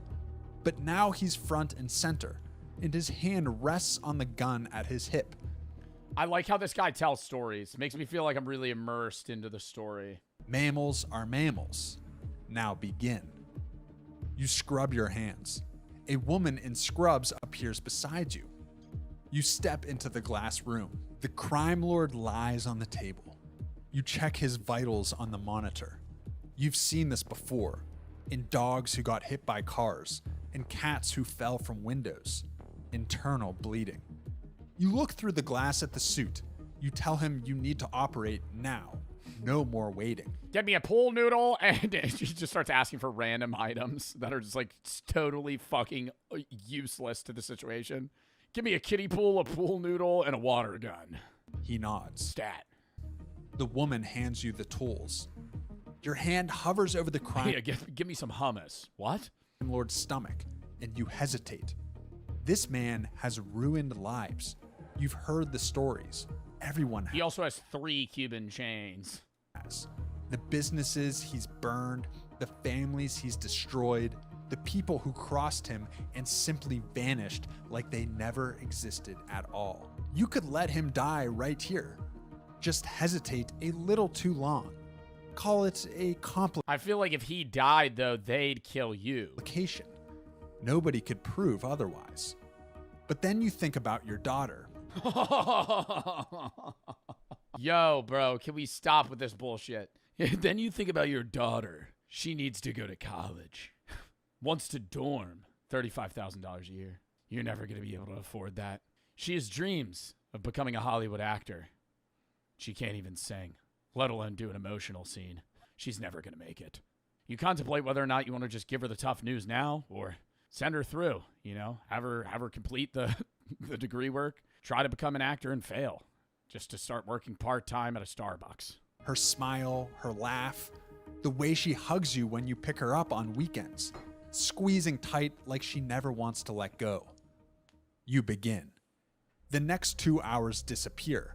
You work fast. Then you think about your son, how he thinks he's going to get rich quick on meme coins. He tried to, quote-unquote, buy the dip on Shiba Inu. He lost the family's fortune. Faster than you've ever worked before. But he's got this great new idea for this new coin that just came out this year called Trump Coin, backed by the president himself. Surely this doesn't get rug pulled. The woman assists you. She's good. She anticipates your moves before you make them, handing you tools before you ask, adjusting the lights when you need to see better. You wonder how many times she's done this. You wonder if she chose this life or if it chose her. Another hour passes. Your back aches. Your legs are numb. What are we, in Interstellar, dude? What are we getting into the fucking purpose of this shit? If this life chose her. What am I, John Wick? Sweat drips down your face, stinging your eyes. Am I Neo? But your hands are steady now. Steadier than they've ever been. You start to stitch him up. You tie the final knot. The crime lord is alive. You stand there for a long moment. You don't feel proud. You don't feel relieved. You don't feel much of anything at all. Just empty, hollow, like you left something of yourself. Bro, that would feel like a ranked win. Like, I know we're getting, like, you're trying to loop me into, like, the mindset of, like, oh, this is a crime boss. But I'm like, in the moment, bro, you save some guy's life when you're only, like, you're a veterinarian. You've never done fucking internal bleeding surgery. That's going to feel like you just got a fucking promo game into a rank that you've never been able to achieve before. You just got unhard stuck. And now you're leaping to new bounds in life.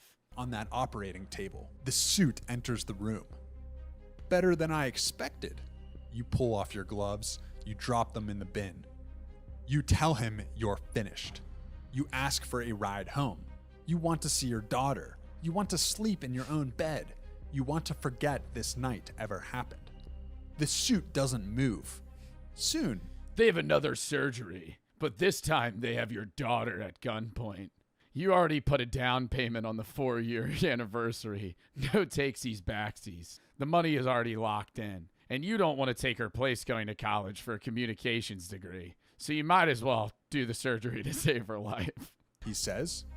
He presses a button on the wall. The glass walls turn white. It's already... You can't see out. It's already paid for. Anymore. You spin around. The door is sealed. You push against it. Nothing. You pound your fists against the glass. Nothing. You turn around slowly, your heart pounding in your chest. The crime lord's eyes are open. He looks at you the way a cat looks at a mouse. He smiles. You saved my life, he whispers. His voice is weak. You nod. You tell him you did what they Another rough day. It's a dog pun. He just starts getting into one-liners. asked. Now you need to I feel like I'm kind of like Leon from Resident Evil now. Maybe I should pick up this badass personality. leave. You have a family, a daughter who needs her father, a life that's waiting for you outside these walls. He shakes his head. A gift like yours, he says, wasted on house pets? He points to the corner of the room. You look. There's a bed, neatly made, a small desk with a lamp, a stack of medical textbooks, thick and heavy. I've been looking for someone like you, he says, calm under pressure, asks no questions, works with what they have. You tell him no. Your voice cracks. You tell him you have a life out there, a practice, a daughter. A daughter. We're remembering for the 150th time we have a kid. We have a kid that we have to provide for monetarily. Who needs her father at her graduation, at her wedding, at all the moments that matter. She'll be taken care of, he says. Best schools, nice home. She'll have everything she needs. She won't even notice you're gone. You move toward the door. You press your hands against the glass. It's cold against your palms. Nobody comes. Oh, I thought they were going to keep him in a cage like a hamster.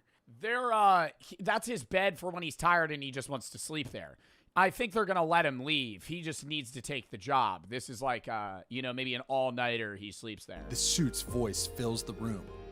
Get some rest. You start early tomorrow. You look at the bed in the corner. You look at the locked door. You look at the man you just saved on the table. You think about that first night, the gunman at your window, the pistol tapping against the glass, the cash on the table. You thought you were making a choice. You thought you were in control. You were wrong. You spent your whole life saving animals. Now you've become one. What it's like to be undercover in the KKK. Brother, what? Brother, what are these other videos? So you put on the cape. Your peripheral vision's very lackluster. You're starting to question why they would even wear these stupid fucking uniforms.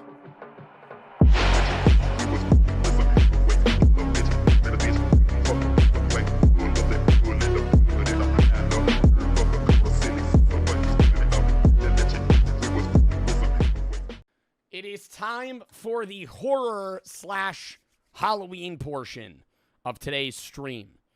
We're going to be watching a bunch of short horror films and one Chilling Scares story video. We have 5 short horror films we're going to watch and a Chilling Scares video. I'm very excited. So I would fucking lock in if I were you. We're probably going to turn the lights off. It's going to get real scary, spooky. Do I look like a possum, chat? Be real. I feel like I look like a clown. Does that help? If I had the hood up, but I can't wear the hood with the headset on. Maintenance report, chat. Lock in.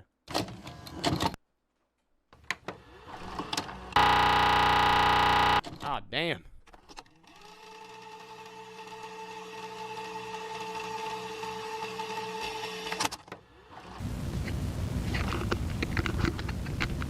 All right.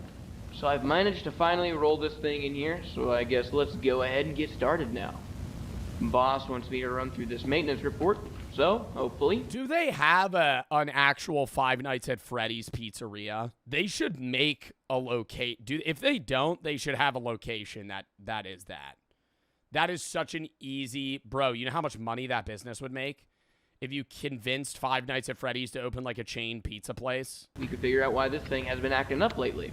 We're also opening a new location next year, so what's most likely going to happen is I'm going to have to strip this thing apart so we can use it for spare parts for the newer animatronic models.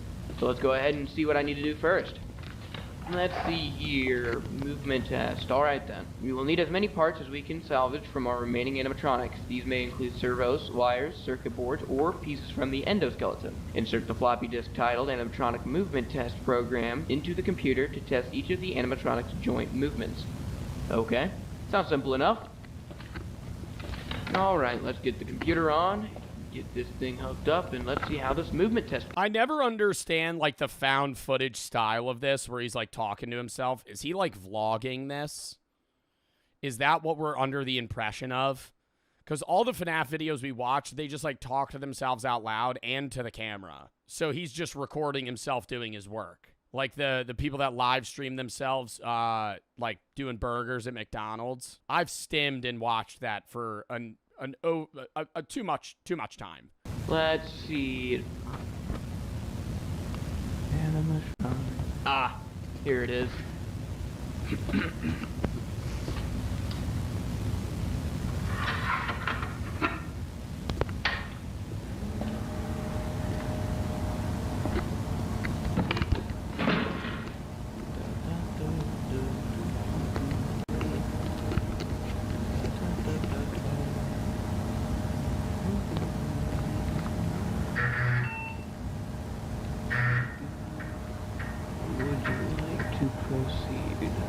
Yes. Alright, let's see here. Let's go ahead and start with the head movement. I mean, bro, what fucking year is this? God damn, dude. What is this, the 1970s? We're at fucking Five Nights at Freddy's Pizzeria. We're opening a new location because the business is so successful. And we got this dinosaur-ass fucking computer screen sitting on the PC. That's how you know this is a piece of shit, when they put the monitor on top of the computer. I think I would actually shrivel like a raisin if I ever saw somebody today put their fucking monitor on top of their computer. I would freak out. That is insane. Why would anyone do that? Let's go ahead and start with the head movements first. H-A-E. And then we'll just go down the rest of the... PC on carpet? I had my PC on carpet at my last setup.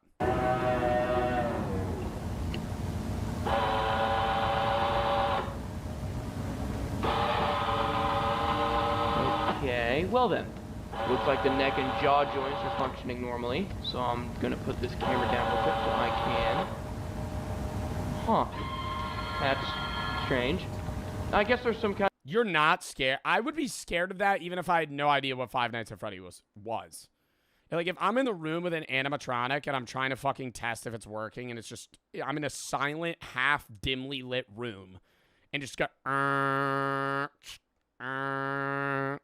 and then it stares at me and opens its mouth. I think I'm bolting out of that room. More merch is here. You better not skip this, you fucking bitch. More merch. Carpe diem. Look at this sick-ass design. You better fucking look at it, dick. Seize the day. Carpe diem. Pluck the day. Same fucking thing. Follows the philosophy drops that we've always been doing. We were doing Memento Mori. We were doing Think for Yourself. Look at this sick-ass back. Peep it. Also got shorts. This time, they're shorter than the other ones. Different material. We're not going that thick cotton anymore. It's more breathable. We also got hoodies in other designs. Look at this fucking sick-ass one. No AI! Told the designer, no AI! They hand drew this shit. Or, well, not with, like, pencil on a computer. Anyways, where's the fucking long sleeve? Another design. Here's the front. Here's the back. Check it out. There's more stuff as well. I'm just showing you small things. joebartolozzistore.com. I don't know why I'm out of breath. Editor. I'm sick. Joe Bartolozzi Store. I said my last name wrong. joebartolozzistore.com. Check it the fuck out. See ya. That's strange. I guess there's some kind of circuit malfunction. I'm not sure why it's... Okay.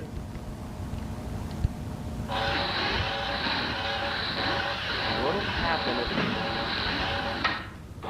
Alright. Okay, so let me just go ahead and make sure everything is connected right, get it all rebooted, and then we'll pick up where we left off. Okay, so just checking the circuits now on the back of the head here. They might be shorted. These control the neck and jaw servos, and yeah, they seem to have been shorted. So that means the head won't move unless all of the electronics are completely gutted and replaced. I hate this guy. I kind of hope that Bonnie fucking kills him, bro. This guy's talking. Yeah, so this servo's fried, which means that the servos are fried. He can't move. And obviously we need to fix that by... Yo, dickhead, you had to read 3 pages of instructions to understand what the fuck you're doing. And now you're trying to explain this to the camera as if you've known this all along and you got a fucking master's degree in fucking Five Nights at Freddy's animatronic support. So obviously these servos are fried, which means the servos are fried. So I guess I'll just leave everything how it is and move on to the next one. Alright, so let's see the ears. E-A-R-S. Huh. Why aren't they moving? E-A-R-S.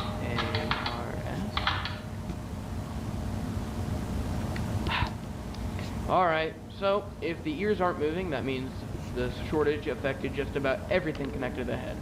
So I guess the ears don't work either. Alright, let's try the arms instead, I guess.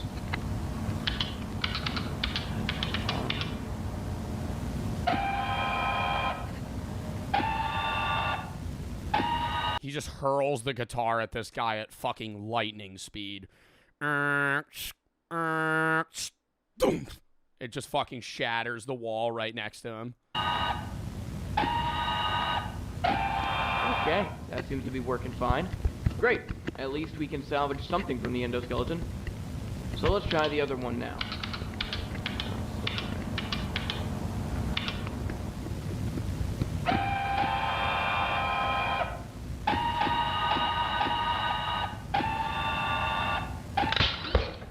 Jesus Christ. Did it just fucking snap? Jesus Christ. Like the entire animatronic just broke.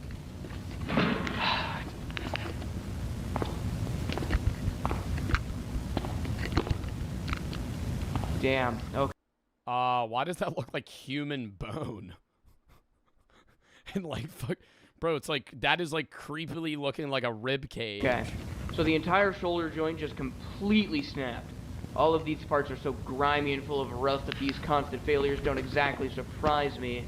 So, I mean, I might be able to salvage the forearm and hand, but I don't know how.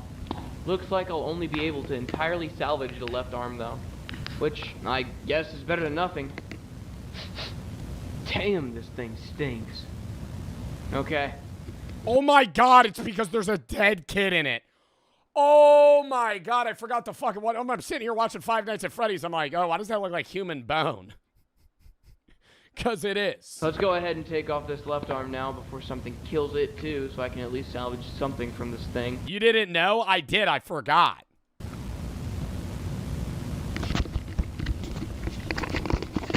Alright, so as you can see here, I managed to get the left arm taken off.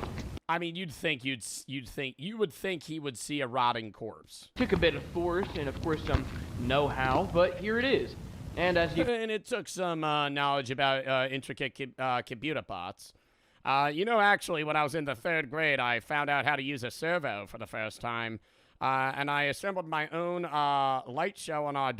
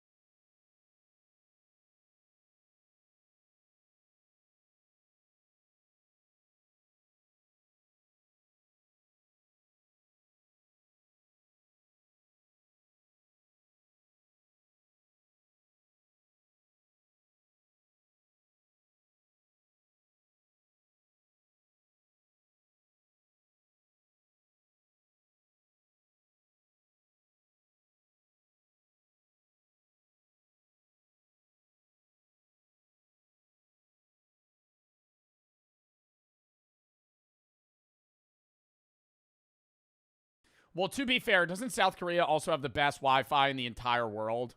Like, by area? Like, their Wi-Fi's crazy. The way that North Korea's leaders are seeing this is they know that the second they give their population access to the open World Wide Web, it's game over for being able to control the way they act and think. But then at the same time, they can't give the people nothing if they're trying to convince them that their country is truly superior to all others. Hence this careful substitution of traditional Wi-Fi features for this highly traceable Wi-Fi equivalent that reinforces national pride as opposed to diluting it. But those speeds are so dated. And to be honest, everything about using both of these phones feels dated. Like, it's pretty sad that this Samtae is one of their modern flagship phones. It was only released recently in 2023 in North Korea. It was priced pretty close to $1,000, but it looked... What North Korean citizen is fucking affording that? Like, that's what I don't understand. It has to be people that are living in, like, the capital. Like, it has to be somebody that's living in Pyongyang, because, like, the average North Korean citizen is just, like, dead broke. Looks like a mid-range Huawei phone from 2021. Actually, let me be clear. It has to be people that I think they're also giving people the phones that are in like some sort of not substantial power, but they're in a position of luxury, or I guess they're well off enough to where like they would start looking for like tech. They would want the next thing. And if North Korea doesn't give them the next thing, then they're going to be like, okay, I'm not revolting, but there would be some sketchy shit behind the scenes. Looks like a mid-range Huawei phone from 2021. I'm almost getting deja vu looking at it. The way the camera module has an identical style and position. The way the body and the screen curves around in a seemingly identical... I mean, yeah, bro, they literally probably got a Huawei and went, how do we copy this but make it fucking 10 times worse so our citizens can't fucking do anything with it? Even this incredibly unique Huawei-style cutout around the buttons and this red line in the middle of the power key is the same. Plus, for security reasons, I've got to keep the IMEI number hidden. But when we traced it back, it does look like this phone was manufactured in China, just like Huawei phones. So I think there's two possible... So there's Chinese companies that are making phones for North Korean people?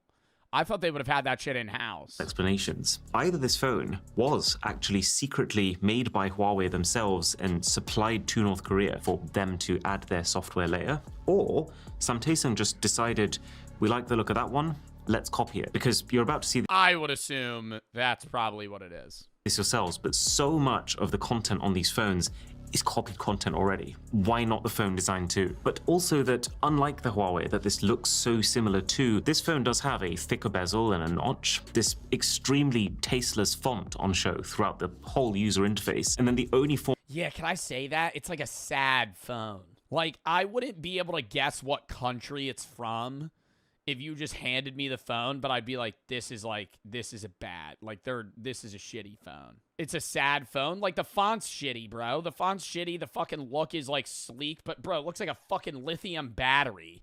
Like, it looks like I'm staring at something that would charge a fucking e-bike. Form of branding on the camera is a feebly written 64 megapixel that gives me absolutely zero reassurance it's going to be a good experience. And it is not. On the Haeyang phone, we're just getting extremely poor, grainy image quality all around. And even though there are 3 cameras on the back of this phone, there is still no ultra-wide and no zoom. So both extra cameras are just useless macro and depth cameras. A trend that, globally speaking, started to die out pretty fast after 2020. And so the idea that this thing released in 2023 with that kind of setup shows the time lag that we're operating with here. And then on the flagship Samtae, the camera is super buggy. We couldn't even get it to flip around to the rear cameras. And it's also got this really unusual watermark plastered over it, which when we reverse, it spells out, please contact Heinetron. Now, I did a little digging and turns out Heinetron... Anytime you take a picture, it fucking watermarks your face.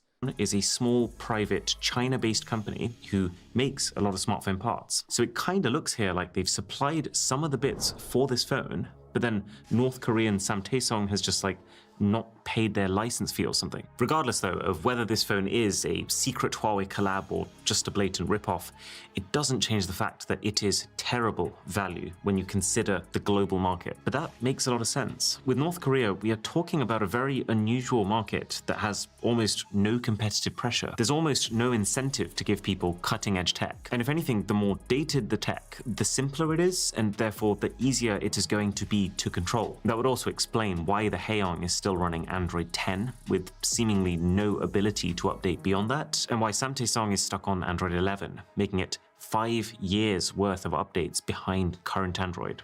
I don't understand that about fucking update shit. Like, what is so bad? Is it like vulnerabilities? Like, what's so bad about not updating something that works currently? That eventually there's vulnerabilities that haven't been patched? Yeah, it's like security shit, but also probably like lag and glitches. So they're using like 5-year-old fucking software on a brand new phone. Show you what I mean by all this copied stuff. So there is an It'd be like running your computer today on like Windows 8. app literally here with a Microsoft Word logo. You open it up and it gives you the option for Excel, PowerPoint, and Word. But I can assure you what you are getting here are not Microsoft apps, not even close in functionality. I would actually go as far as to say that at least 50% of the icons that you see on these phones are stripped directly. I feel like they're unusable, dude. Video editor. There's people making fucking CapCut edits in fucking North Korea. Get the hell out of here. Theme manager, what is this? Directly from other companies, like File Manager and Compass. Those are basically Huawei icons that are very slightly reskinned. Maps is an almost one-to-one of the Google Maps icon. This random game uses the same icon as the Mobi Office work application. But let's just zoom out for a second. Even the official Samtaesong wallpaper, I'm pretty sure they have literally just downloaded the wallpaper from an Honor phone and then added an 8 to it. And then if I go over here to the About Phone section, I recognize that image. That image is actually stripped straight from the promo material of the completely different looking Huawei Mate 30 Pro phone from years ago. And yet it is serving as the poster image for the Samsung. I'm surprised they even put this much work into like making it look nice. Like, do you think that's a part of the appeal for the North Korean people? Is like they're really trying to con you into thinking this is a good phone? Because like is the average North Korean person that gets this phone like staring at this image and being like, wow, I really have the next big tech. Samtaesong 8, which makes me side with the theory that this is a copy of Huawei as opposed to made by Huawei. Because if it was made by Huawei, surely the company would use an image that at least matched the design of the phone. There's a whole library of informational videos that you can buy as part of North Korea's intranet, like this one, all about the football club Arsenal. And on the face of it, you're like, oh, this is really premium, how professionally produced. But look a little closer, and you can see this is actually ripped straight from an Amazon Prime series. It's just instead of Stay in the Game, it's titled Sweat for the Win. And it's got the logo of a North Korean company plastered across the entire length of it. But there is literally no way. Wait, and the North Korean people have to fucking pay for like a shitty cut, like rip of 480p Arsenal's Netflix, or not Netflix, Amazon Prime documentary. Like they're paying for like a 480p rip of like a shitty, like not a shitty documentary, but like a shitty version of a documentary. That this North Korean company could have bought the license to sell this content. Why doesn't somebody do something about this? Yeah, Zach, why doesn't Amazon fucking sue North Korea for fucking copyright infringement? There are literally sanctions on US companies like Amazon for collaborating with them. There's games too, tons of them, but I just want to show you this football game for a second. It opens with bizarrely the same logo that we just saw on the Amazon Prime show, so it seems like this is some sort of large-scale media redistribution brand who's taking international content and making it North Korea compliant. Then we see the boot up screen with the game's title being International Soccer League 2.0, which is just so Is this just FIFA Mobile? Is this just a rip of FIFA Mobile? They like change all the players to like North Koreans though. It's like messy, but they just like change it. Like everybody's just reskinned just like fully.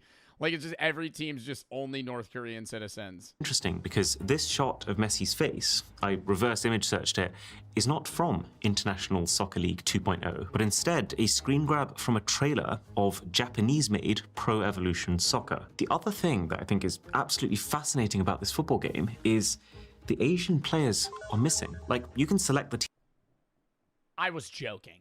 I was fully joking. There's no way they got rid of all the Asian people if they weren't North Korean. team, Tottenham Hotspur, with all the correct roster as of 2022 when the game was launched. But they're missing all the Asian people. But with the only South Korean member of that team, Son Heung-min, not present. They just chopped him. Again, presumably to not show North Koreans that South Koreans have proper international... Oh my god, bro, because no. Yo, they had to do that. Because if you were playing this game as a North Korean citizen, you'd be like, wait, this guy's on a fucking UK professional soccer team, and he's from fucking South Korea? athletic careers. In fact, just the general situation with apps in North Korea is so different to what you and I are used to. The first thing that jumps out is there's just so many of them. Like, have you ever seen this? I low-key feel like this phone emits radiation, but like not like ionizing radiation. Like this, I feel like this phone, like if you slept next to it, would probably cause some health problems. This many apps pre-installed on a smartphone. This right here is a medicine app, but a medicine app where you can order whatever you might need for home delivery. There's maps with navigation too, although fascinatingly, it doesn't show a clear dividing line between North and South Korea, and also doesn't let you zoom any further out than the country itself. It's a little bit more advanced. Bro, you can't see the fuck. Do you think they have a globe? Do you think they have a globe? Do you think they teach? Bro, we've seen so many documentaries about North Korea. I don't think I've ever actually asked that or, like, looked into that. Do they know what, like, the continents look like? Than I was expecting, and they have to. They have to. In some ways, too. The Earth's flat? I don't think they think the Earth's flat because there's no religion. There's no religion, and that's where, like, it kind of got phased out. There would be no reason for them to say the Earth's flat. Like, there's a store here where you can buy things like and there are genuine fucking scientists in North Korea. Like, dude, there's people working on, like, military high-grade, like, physics-based shit. Smartwatches and so they know the Earth's round. TVs, all using an electronic wallet, and it's part of the intranet. It's also on this phone really surprising to see. If we look past the logo that is very clearly just an NBC ripoff, this is... It's so weird, though, that they're just, like, choosing random logos to just kind of rip for different apps. Online gambling, with even the option... Huh? North Korea has gambling? ...of the intranet. It's also on this phone really surprising to see. If we look past the logo that is very clearly just an NBC ripoff, this is online gambling, with even the option for sports betting, as well as just... What fucking sport are you gonna bet on? North Korean sports? A pretty hefty catalog of video content that you can download. Oh my god, how much are you gonna bet that shit's fucking rigged to the gills? Oh my god. Betting on a fucking North Korean football match and you fucking throw like $5,000 on some shit, they're like, just lose. Just lose. I go, okay. Download onto the phones. But you can also see that the North Korean government's influence permeates every layer of this. Even the types of movies available. I couldn't find one from the US or South Korea, but Russian movies? Loads of them. Remember, the criteria here is not which movies does the North Korean population like the most, it's which movies does the regime want the population to watch. And so it makes sense that it's all filled with Russian content since Russia is one of North Korea's closest political allies. And Russian ideologies line up very closely to North Korean ones. There's also, weirdly... Yeah, but it's Russian ideologies, but it's not just Russian film. What's that one movie where they use real bullets that was a Russian film that we watched? Come and see. I'm telling you right now, the North Korean people do not have access to come and see. That's like an anti-war, like, movie about how horrible it is for people, and it ruins lives, families, and fucking everything. Yeah, no shot in hell they'd have that. They have access to Russian films that are pre-approved. Of Indian movies, including ones that I've seen before, like 3 Idiots. The link between North Korea and India isn't as clear-cut, but the guys from Daily NK have a theory that Indian culture hits a bit of a sweet spot. It's kind of different enough to seem exotic and interesting to North Koreans. But they won't want it. But while still not posing a threat to their culture. Yeah, it's not gonna make them want to change their own culture.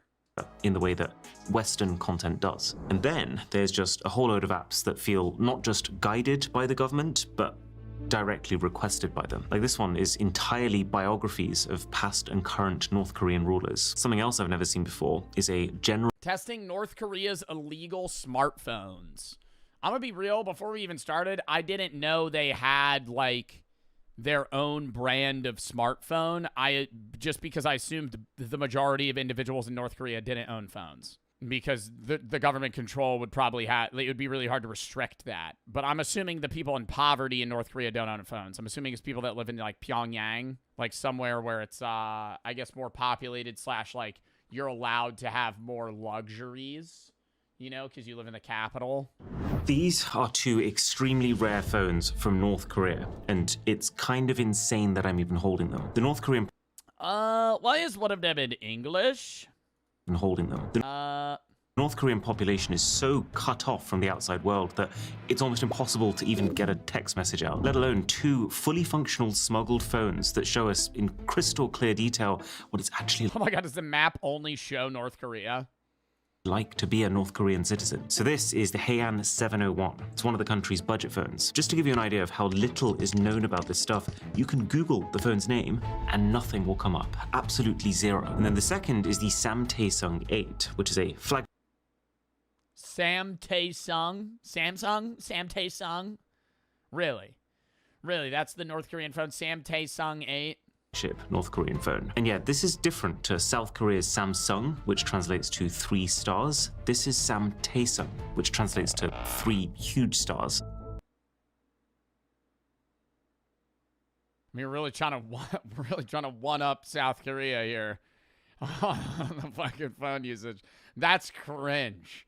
That's what they named that shit. 3 stars versus 3 huge stars. A lot of this whole my dad could totally beat up your dad energy. But that's because convincing North Koreans that they are superior to South Koreans, that they are morally purer and militarily stronger, is about the most effective way of keeping them loyal to the government. And it's pretty clear when you look at these phones that the smartphone is playing a big part in that. I can actually Yeah, I feel like, yeah, it definitely plays a part in the brainwashing, but I don't understand how, like, yes, even if you're grown into the North Korean society, kind of, like, believing how they function and also kind of, like, living it for generations, if you had a smartphone that's, like, clearly restricting you, I feel like you'd be like, what are they trying to hide from us? Or do you think it's like they just perceive it as a protection? Like, oh, Kim Jong-un's trying to protect me from bad Western ideologies. Or maybe they don't even realize that it's like being censored or like restricted. Maybe that's like what they perceive just the phone is able to do. These phones. So if I write Namhan, this means South Korea.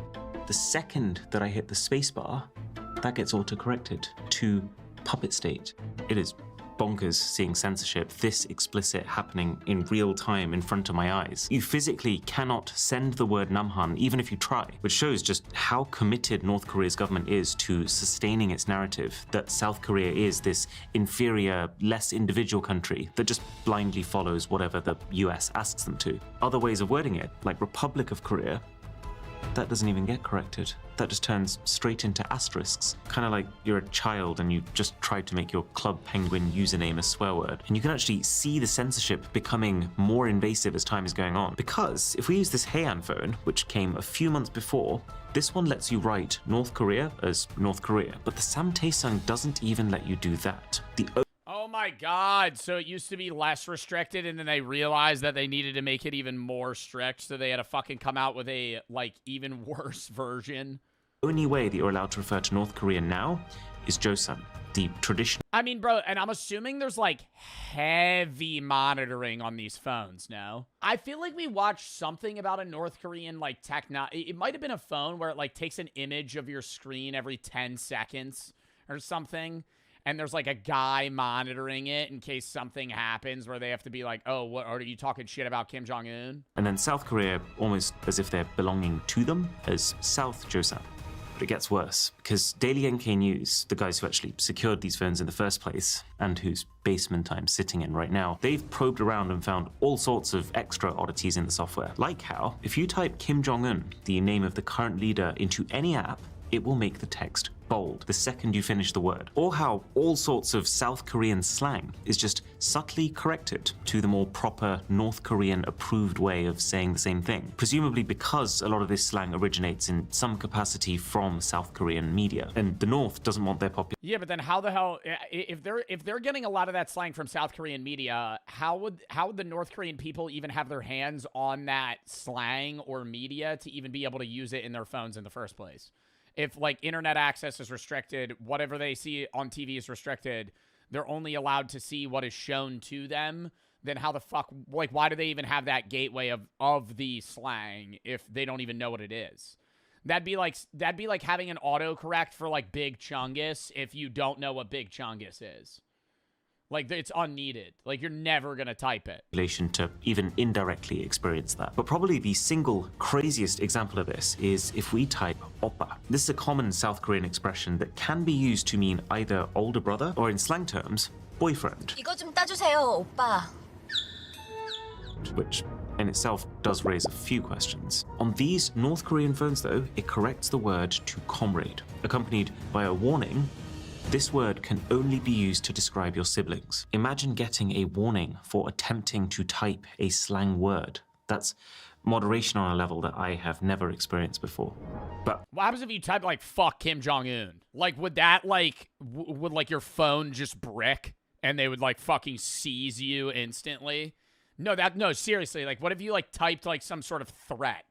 Like, they would be, like, your phone just explodes. I would say even more significant than autocorrect, the biggest factor in controlling information going in and out of North Korea, and the main reason that the country is still this cryptic bubble and we barely know these phones even exist, is the internet situation.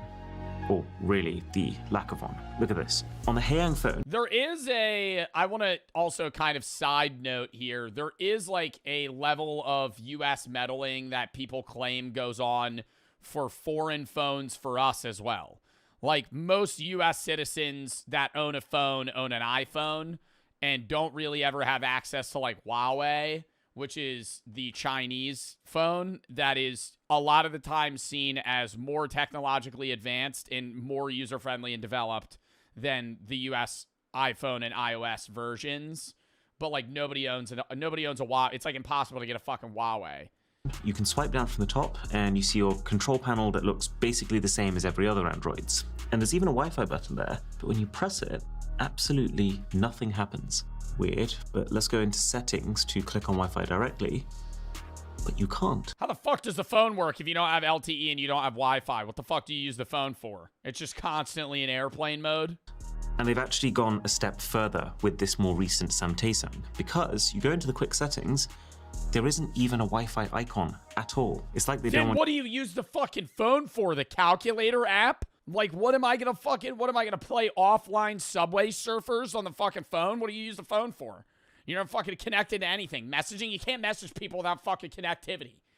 Or bars. You to even consider that the feature could— That's the point? Well, then don't even give them phones. —be as accessible as that. The only way to get something that even resembles Wi-Fi is this. It's called Mirai, and it needs so many details from you, including your government— Oh shit, so they just like require, because it's too easy to just connect to something, so they restrict that, so you have to use an app that like tracks your Wi-Fi. ID and an authenticated North Korean physical SIM card that it's pretty safe to assume everything you do while using it can be traced right back to you. And even with all of that, this still doesn't get you onto the internet. There's actually no way for a North Korean citizen to do that. All this can get you is access to a highly curated North Korean— Whenever I see shit about like North Korean technology, I always remember like the videos of the Russians talking about how when North Korea sent their troops to help Russia in the war, the Russians always cited the North Korean people being like cripplingly addicted to like porn and cartoons. Like, they because they've never seen it before, so it's like it was such like a culture shock for them that like their eyes were just like glued to the screen. Like the technology that they have there, like the unrestricted access to the internet's like absurd. Intranet, where you can look at specifically government-approved TV, news, propaganda, and apps. More on that in a bit, but the key thing to know for now— Damn, bro. Do you think there's like any apps they could use that we use? No. Because it would be non North Korean tech. I'm thinking like games. Like, dude, like Doodle Jump. Like, you think they're, I feel like, bro, like, do you think they're like restricted from playing like Doodle Jump? Is it doesn't look like it would be a great experience. The app itself tells you to expect speeds between 2 and 33 megabits per second, less than a 14th of the speeds that South Koreans are getting on their public Wi-Fi. I imagine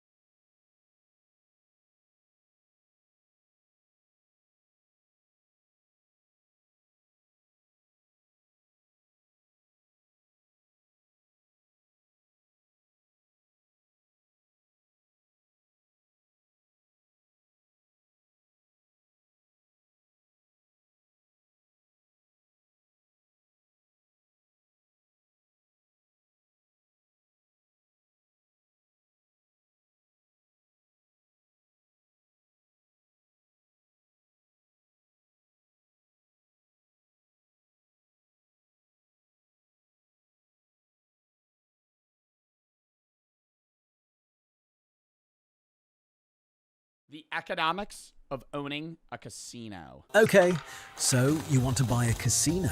Find a building, hire the dealers, watch the chips come in. But here's the strange part. A casino is the only legal business in the world where math guarantees you a profit on every single dollar that walks through the door. And it's Not if I put it all on black and I hit and walk out. That won't happen, though. If I put it all on black hit, I'm not walking out. Let it ride! And then it hits fucking red. It's also the business where Then it's 00 green.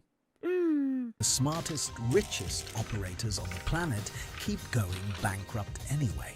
By the end of this video, you'll know exactly. Well, other casinos go bankrupt because the competition is so high. It's not because the casinos are losing money to the players. Like, even if you lose money to one player, even if you lose $1 million to one player as a Vegas casino, you have so many other customers. It's just like the competition's so crazy, and so much of gambling now happens online rather than in person that I think a lot of the successful 80s and 90s casinos just don't exist anymore because a lot of people just gamble online.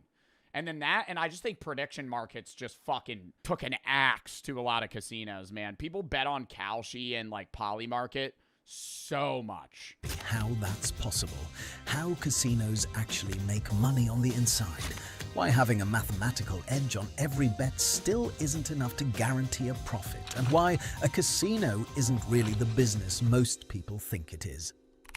Yo, oh my god, oh, respectfully, what the fuck do you know? What the fuck does bro know? I go to casinos constantly, and I've witnessed a lot of that. I look into like casino earnings. I watch a lot of casino videos. I'm a gambling addict, so firsthand I'm donating money to a lot of these casinos. So I think I like kind of get how they make money just from spending tons of hours there. Casinos come in 3 sizes, and they're 3 completely different businesses.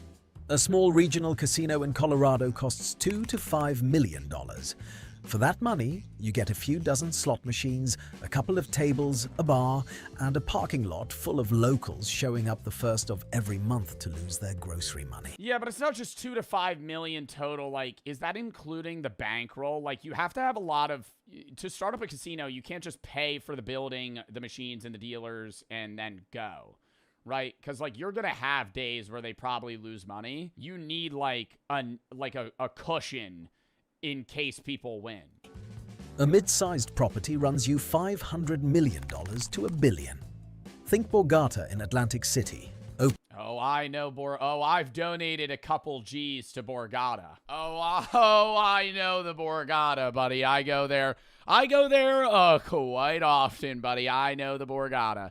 I walk the floor, I hit the Wheel of Fortune slot machine, go over to the Spanish 21 table, $50 minimum on a Thursday, by the way. Sit down, and I'm playing that motherfucker. Two hands on a table, and I'm losing every single hand. Opened in 2003 for $1.1 billion.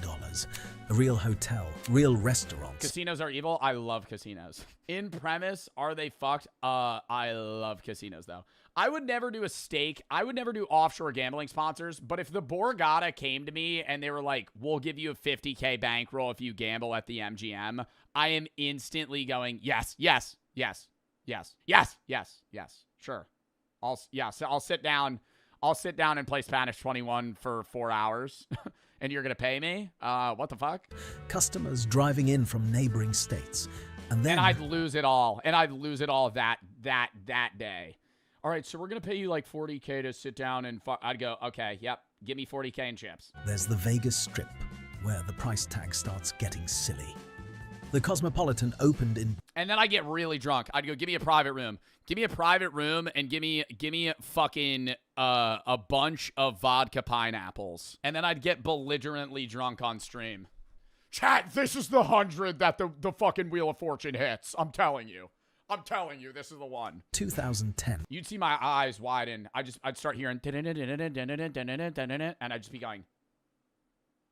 for $3.9 billion and is still the most expensive resort ever built on the Strip. God, I love that. Oh my God, dude. The smell of cigarettes at the casino, too. But the building... Some old person on the monitor going, come on. They're doing 25-cent bets, by the way. They hit a jackpot for $14. is currently looking... Who the fuck's gambling in North Korea? His whole fucking country's impoverished. What? Is it like foreigners coming over to gamble? Who the fuck's gambling in North Korea? ...for an investor to finish the Rukyong Hotel in Pyongyang. I also would not feel comfortable winning money in North Korea. Like, if I gambled, say I won like 10 grand in North Korea, if I cashed that out, I would be worried of my life. I would be like, I'm not getting out with this money. They are certainly keeping it. 105-floor building. They started in 1987 and somehow have not You play roulette at a North Korean roulette at a North Korean casino. I bet 36, the number. I put like 5 grand on it. It hits.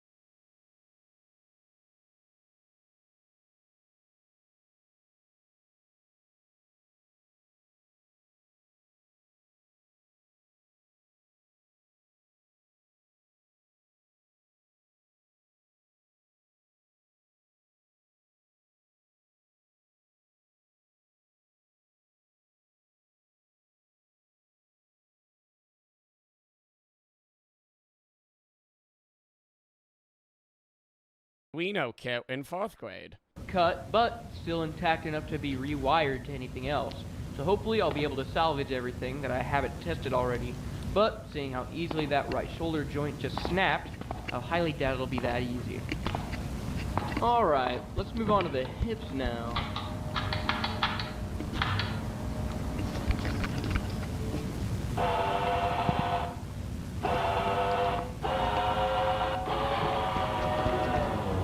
Man, I mean, this thing might as well just collapse right in front of me. I'm surprised they want me to salvage anything from it at all. Alright, let's move on to the legs. Left leg.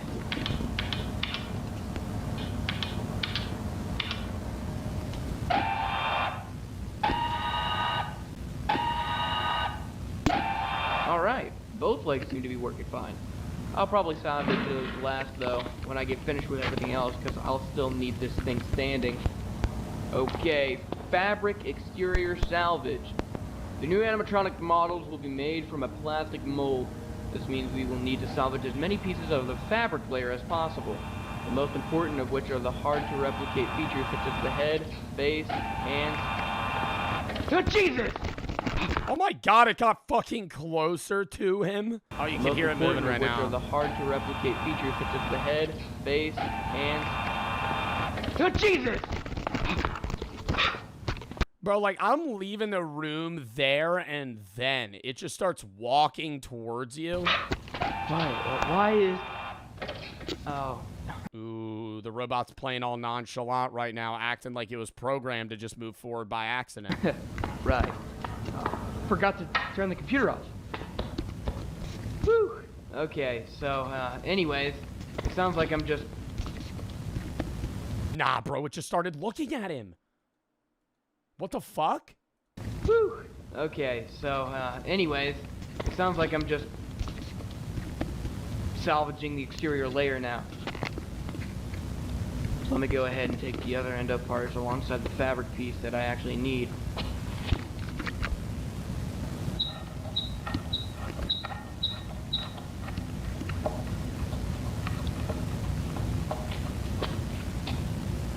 God, this is freaking me the fuck out. Alright, with that should be everything. Okay, so as you can see, I've gone ahead and taken the eyes out since they seem to be working just fine. In addition to that, I also went ahead and took off a foot and the right hand since they were pretty much the only remaining exterior pieces that weren't torn up and ruined. So, all of those endo parts along with their exterior pieces can be boxed up and shipped off. Alright, so that's about everything I could salvage from this thing so far. The only thing that could also go, but it's giving me a hard time right now, is the head plate here. For some reason, it won't budge, and I have no idea why. I've checked for anything that could... I don't know. I feel like even if Bonnie started running at him right now, like, it's missing an arm, one of its feet, and both of its eyes. And one arm's broken. I feel like it wouldn't be able to hurt you. And so far, I've found nothing. However, I do remember the report naming the headpiece specifically, so that means it's one of the main pieces they want. So I don't know. I guess let me keep cracking at it until something gives. Then I'll restart the recording and let you know what I find out. Alright, after a bit of force and a few extra cuts, I managed to tear the face off, as you can see down there. Oh my god, it just clamped. Do you think it's gonna clamp down on his fucking hand? So I figured out that the headpiece still wouldn't budge because it's completely glued to the back of the head, which is very unusual. So if I were to try and force it off, it'll most likely tear in unpredictable directions and make the entire thing unsalvageable. But they did make it sound like they only wanted the actual face of the animatronic, so that's down there along with everything I managed to physically scrap from this thing. So we are done with that then. Okay, let's see. Odor report. Oh my god, he actually has to do a it's moving. It's moving. Okay then. We've recently been receiving complaints about smells and unpleasant odors emitting from the animatronic. Yeah, no kidding. These odors have been described as rotten. Yep, decomposed, like something died inside it. We suspect that perhaps a rodent or animal had accidentally found its way into the animatronic and became trapped within its chest. Press down both of the shoulders to remove the torso of the animatronic. What the? Oh, fuck off. The power just goes out. You're in the room with that fucking thing. Damn it, not again. Huh. I guess. Dude, he's gonna be like, oh, I gotta go turn the power. Oh, I wonder what that noise is. Him having worked with this shit for the last 8 hours. The power went out. Yeah, I might have tripped a breaker or something with all that computer Tripped a breaker with the fucking, oh yeah, with all that computer power. On that fucking, 400 GPU. Fucking 4090 my ass. Dude, yeah, we might have tripped the power with that fucking crazy ass beefy computer we had. That is an entire building. Motion. All right, let's go turn the power back on and hopefully finish up.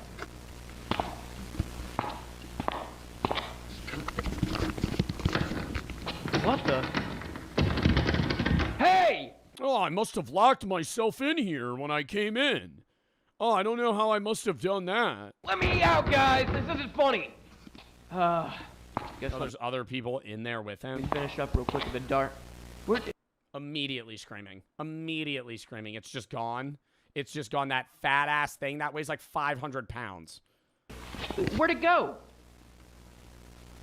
Oh, really? Right now? Come on, come on! Stop. Oh, what? What the fuck? Why is it? Oh, God.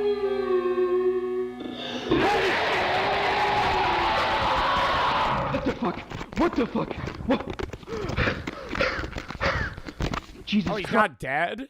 What was that? Oh, and then he died right there. Damn.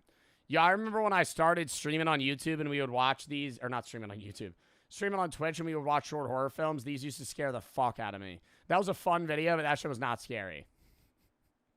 I used to be sitting there like, what's gonna happen? I feel like you get numb to that shit, no? Not numb. I still get scared as fuck in the horror games we play, but I think I'm not as, like, it needs to be a good scary horror game to make me like jump. Like when we were playing Silent Still, that shit made me freak out. But like when I was playing like Knock on the Window and I'm just like crawling around through a vent, it's just like a good horror game. All right. It wasn't there before. The door.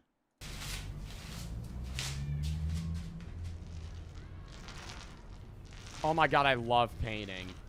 I hate painting like art, but I love getting a roller of paint and like, it's so satisfying. The one job that I would love to do for one day, because I know it probably sucks, but one day, you ever see those TikTok videos of guys spraying insulation foam? Like for a day, I could just, you know how satisfying that shit looks to be able to go like, shh, and it just expands. I gotta fucking show a video of that.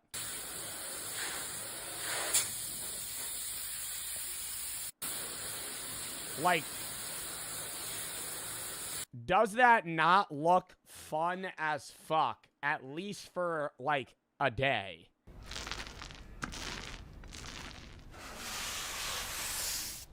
Oh, no, that's not satisfying at all. You have no paint on that brush. I was just in a good mood from that ASMR. Now you ruined it.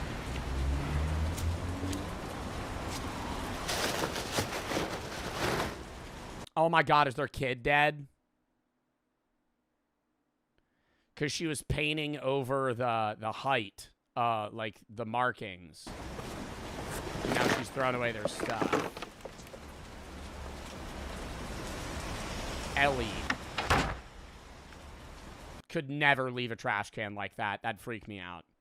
You gotta wedge that foot in. You better not walk away.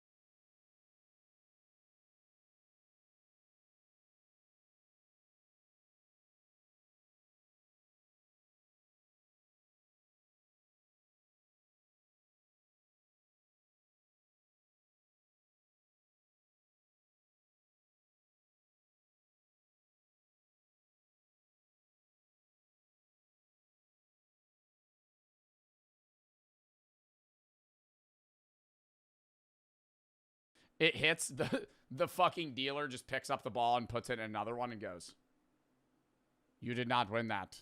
You did not win that, sir." Finished in 38 years. You're like, wait, what the fuck? Get the pit boss. Pay for the interior, you get the casino license. Estimated cost, another... I call it the pit boss, yes, Kim Jong-un. Oh my god, heart drops. It's Kim himself. What's the problem? Nothing. Sorry, it was a bad bet. It was a bad bet on my end. Now we get to the question that actually matters. Where does the money come from?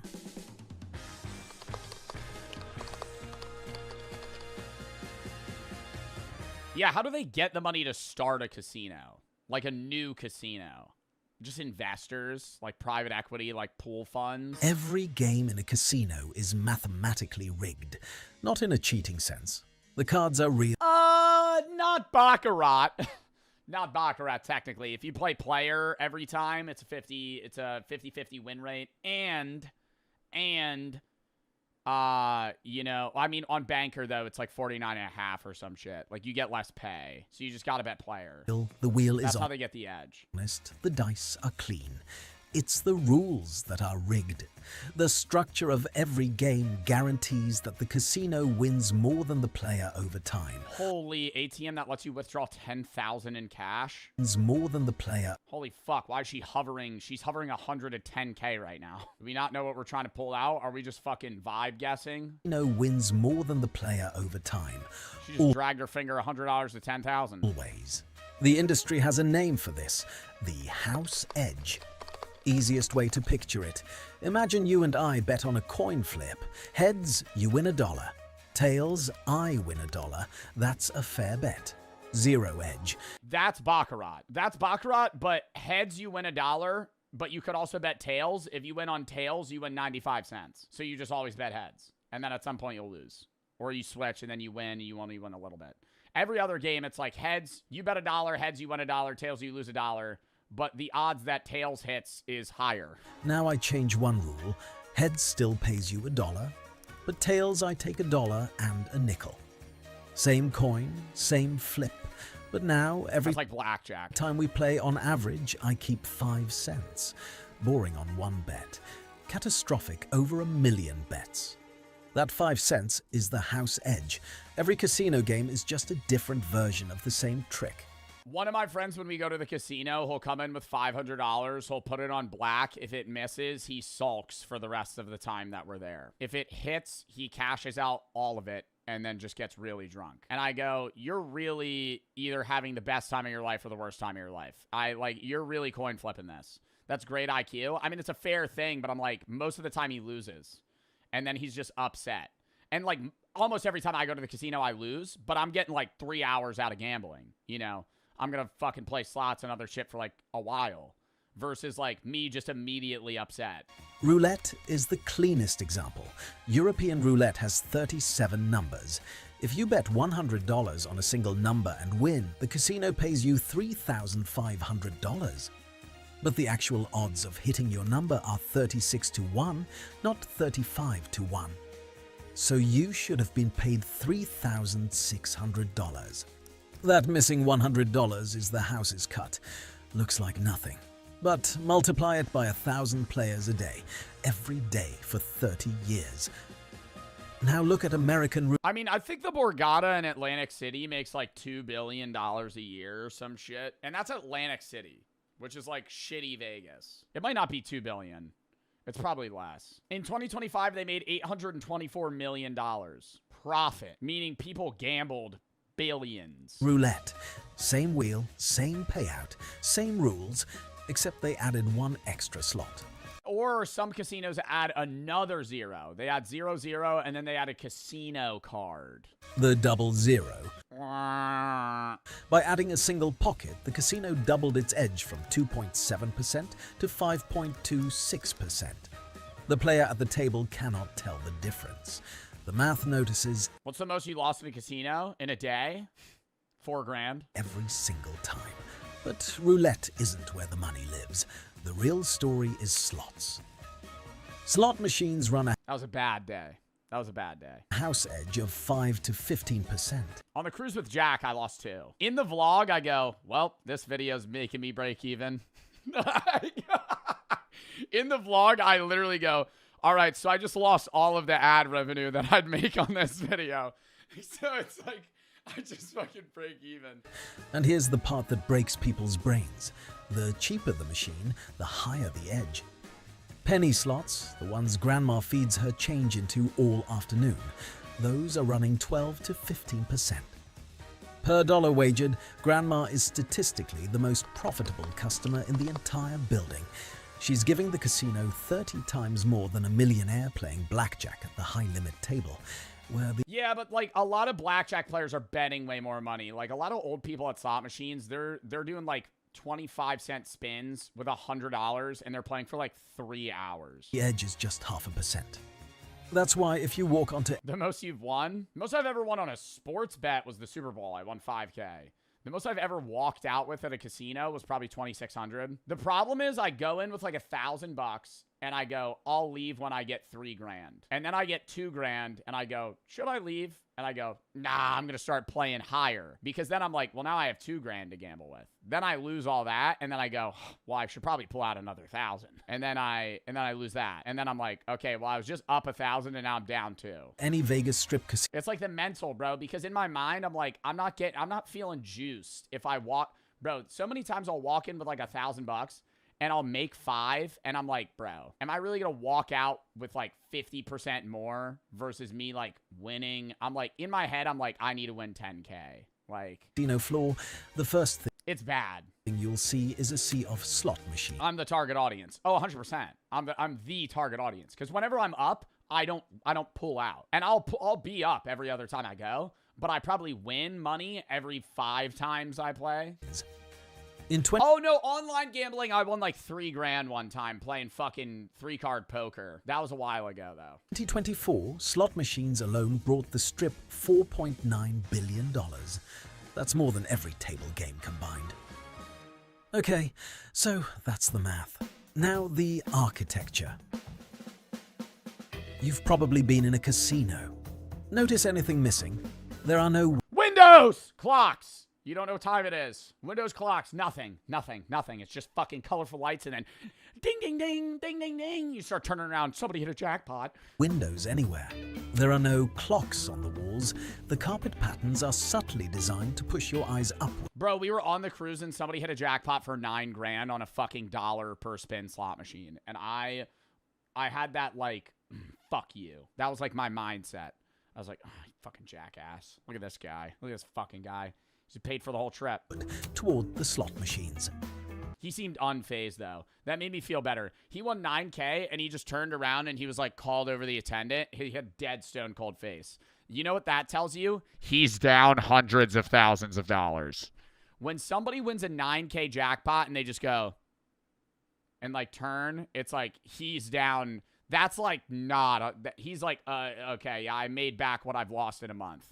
The walk from any table to the exit deliberately passes 10 more rows of slots, just in case you have anything left in your pocket. Or they're just rich? Yeah, but I mean, rich guys are usually down. Like, when I was gambling, I was playing blackjack on the cruise, and there was an old man next to me. He had 25 chips stacked to the, like, this high. He had, like, $3 grand in chips, cashed it out, came back, put another 5 in. His friend comes over. I'm like, damn, he's up. He tells his friend, yeah, I was just down 3 grand and I made it back. Now I'm playing again. So he lost 3K, won it back, cashed, and now he's even maybe up $500. So like from an outside perspective, you're going, oh, this guy's making money. But realistically, they're like down. The industry has a term for all of this. Best casino, New Jersey. Ooh. Ocean or Borgata. Worst casino, Tropicana.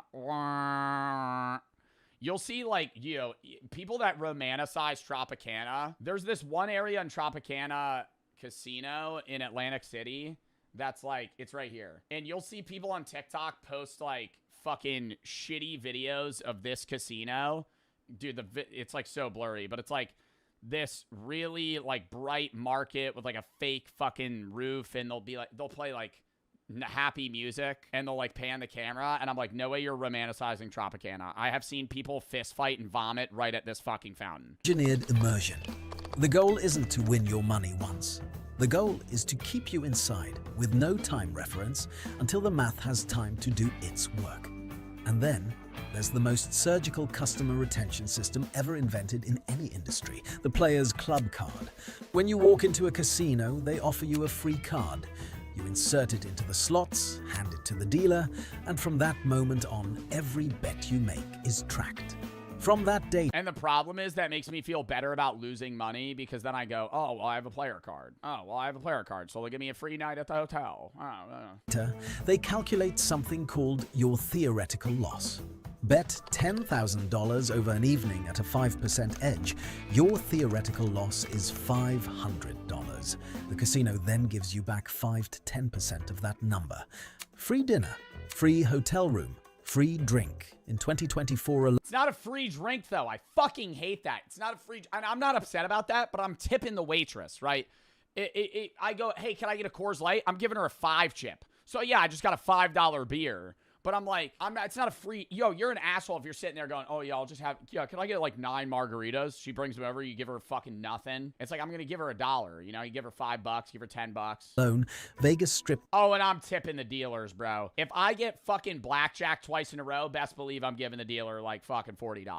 Like, I get a perfect pair. I get a perfect fare on a $5 bet. I get $90. Hey, buddy, here's $20. Casinos gave away. Why? Because I love the dealers. I love a dealer that's not boring. A guy that talks to me and he gets excited for me. Psychopaths. Psychopaths. Back to the psychopath video. Manipulative. He's getting me to give him his money and it's working. Way 4 point. And they play. They got showmanship. He goes, here it is.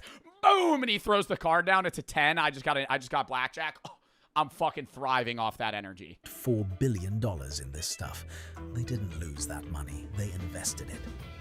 Every comp is a calculated. If you're winning at a casino, say you're playing blackjack and you're up like $5 grand. They'll call a dealer that's faster at dealing to your table instead of the dealer that's there. Like, they rotate dealers every like 30 minutes anyway to like different tables. They get like 5-minute breaks. If you're at a table and you're up like 5K and you're playing and the dealer's playing slow, they'll rotate a faster dealer in so the dealer will get you to play more hands so you lose before you get up. Because their goal is, we need to get this guy to be broke before he stands up. Because the second he stands up, we lost, right? Expense to keep you in the building, so the math has more. Why? Because the more hands you play, the more likely you are to lose. Even if you keep the... yes, there's areas where you're up 5K, they bring a faster dealer out, now you're up 20K. But, like, the odds are you're up 5K, you keep playing, they bring a guy out that deals twice as fast, now you're going to play twice as many hands, and you're probably going to lose more. Time to work on you. And at the very top of this pyramid sit the whales. Roughly 0.1% of all casino customers account for over 25% of a total casino revenue. 1 in 1,000 customers generates a quarter of the entire industry's money. A good example is Dana White. He plays $25,000 per hand at blackjack, won $2 million one weekend at the Palms, came back, won another $1.6 million. The casino banned him. Caesars and Bellagio still let him play, though. Why? Because the rest of the time, whales lose enormous amounts of money. The math always wins eventually. The whale always comes back. That's why a casino will fly a whale on a private jet from anywhere in the world. Yeah, dude. Yeah, if you're guaranteeing that you're going to bet like $1 million in a weekend, they'll fly you out on a private jet from another country, put you in their penthouse suite, and give you as much alcohol and food as you want. Because all of that factors up to be like, okay, they're spending $60K on you, and you're going to lose $1 million at their casino. So they just don't give a shit. But in your mind, you're going, oh, I'm getting a free room. I'm getting a free room. Oh my God, they're giving me a jet? Give them the... You have to try this? Oh yeah, let me go burn $1 million at the fucking Borgata. Oh yeah. Penthouse for free. Send a Michelin chef to their suite. Spending $500,000 to host one whale for the weekend. You know what I should do? I should get a bunch... you couldn't stream it though. I could get a bunch of streamers to try and get the Borgata to let us like stream and pay. But then it would be a sponsor. I don't know. Oh, but that would be so sick. I get the Borgata to let me do a stream with like Jinxie and other people, and then they just give us like a 100K bankroll. I don't know if they would do that, though. And is rational when they're Get flown out. Yeah, I get like 5 streamers. I go, we'll play 500K. I'm pretty sure Lacey did that. expected loss I don't know if it was sponsored, though. But he lost like 50K in Vegas. is $10 million. So here's the whole revenue model in one sentence. House edge multiplied by volume, multiplied by time, multiplied by repeat visits. And every single thing in the building exists to maximize one of those 4 numbers. So with all this, guaranteed math, billions in revenue, customers literally engineered to lose, why do casino owners ever lose money themselves? The short answer is everything else. Out of every dollar of gaming revenue, about 70 to 80 cents is gone before you see anything. A typical strip casino runs on a 25 to 33% net margin. So, out of $1 billion in revenue, you keep around $250 to $330 million. Where does the rest Well, because it's such a big area, you have to function. So there's so many other things that are coming into play. go? About a third disappears into payroll. A strip resort employs 3,000 to 8,000 people. Another big chunk goes to taxes. Nevada is friendly at 6.75% of gaming revenue. Macau takes 40% off the top. Pennsylvania over 50% on slots. And then there's the stuff most people never think about. The costs that come from the casino actually being a casino. A Vegas property has more cameras per square meter than most prisons. Every table, every cashier, every... In their eye, and I had to rip it out because he couldn't pull it out of his head. Oh my god. So their speech just like stick in his eyes. So they had to it was so deep that they needed to put their foot on his face and pull it out. He could have died. Does he feel lucky that he didn't die? Itu belum ajalnya. It's like he's lucky. Yeah, but that doesn't like he compete next year, like... Very lucky. Wow. This circle is now getting smaller and smaller. The fence has been completely defeated. I mean, it was just a couple of pieces of string. I think it was inevitable. We are slowly pushing them into this kind of like circle of death, the 2 teams closer together.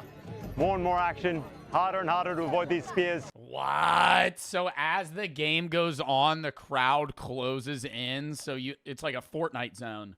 Oh my god. Dude, they're literally zone moving in, bro. They're making the circle smaller. And what starts out tame builds.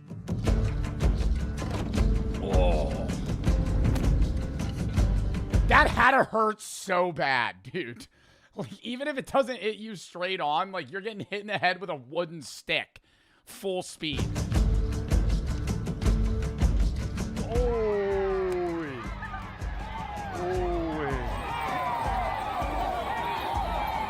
Yeah, imagine Shohei Ohtani on one of these fucking horses. That'd be crazy, dude. Kids are getting hit. Tensions are rising. Anyone who's... Or, actually, not Shohei Ohtani. Because they kind of throw it like a javelin. Imagine they get one of those, like, world record German javelin throwers to fucking get on one of these horses. Start chucking sticks. Kids are getting hit. That'd be scary. Tensions are rising. Anyone who's getting hit wants their own back.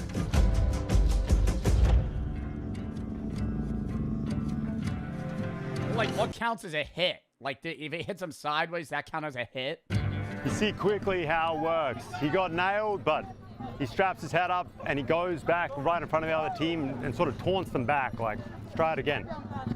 You want to get hit, you cannot show weakness, you can't show you've been beaten. In fact, yo, that guy throws actual fucking darts. Get that guy back. And that's when you start to feel the genuine competition, the grudge match. Would you compete for 10K? Yeah, if I get to wear full bubble armor. I'm going to be real, I don't even think I could ride a horse like this. I think we're not factoring in, it's not just throwing it, like, they're on an animal right now.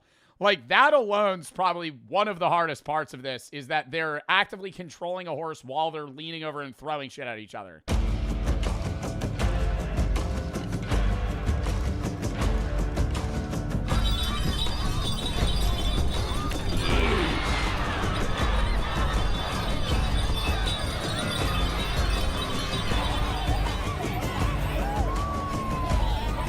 Oh my god, imagine you catch it.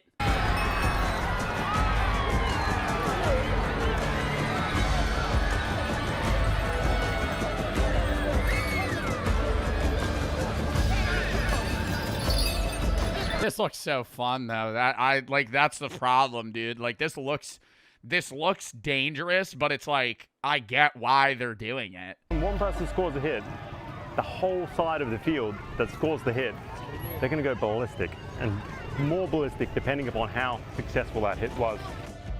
Oh, so there's no score.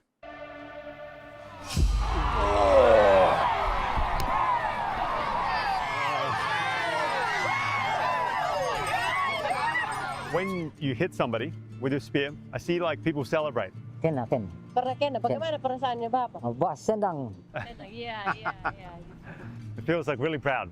Really proud. Yeah. You see guys come off at speed. Spears hitting at awkward angles. The horses must also die in the Pasola, right? They must break legs and stuff because I see them like fall over.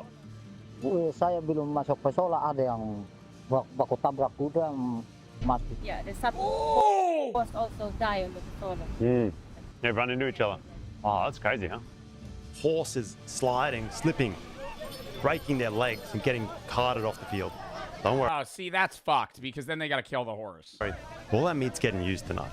Are there particular riders that have beef against each other that are like looking for the Pasola to vent that anger?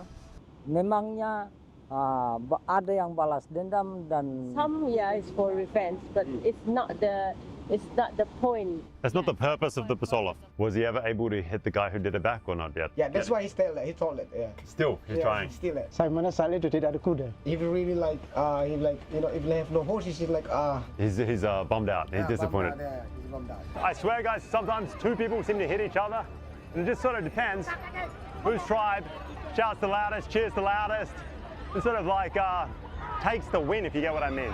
Chat, how long do you think it would take you to learn how to be like a part of this and hold your own? I think if you gave me 3 months and every day I rode a horse, that would be the hardest part. Just learning how to ride a horse efficiently to where you could cut corners and not fall off. But it would be like 8 hours a day, every day. Oh! Oh my God! Tempers will flare, even at the more tame events, the villages that don't have massive disputes going on outside of the field. Do they worry that it's like breaking down too much?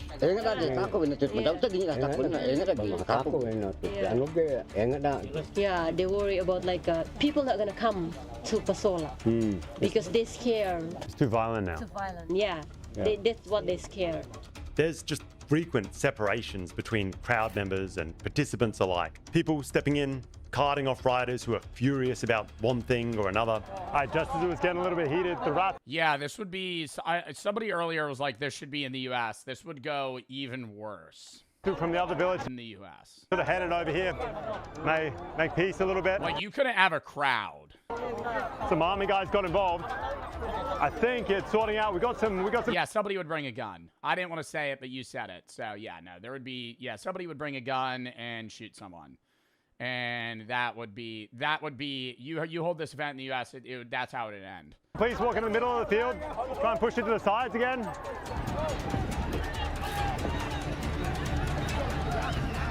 All right, so like, when does the event end? Like, is the event over now? Because there's just like so many people in the field. Oh, he's an official telling them to back the fuck up. It's a thick crowd. It seems like we're like an hour in. It feels like we're just getting really started now. It's really getting heated. People are really getting into the mood of it. These big waves of guys rolling.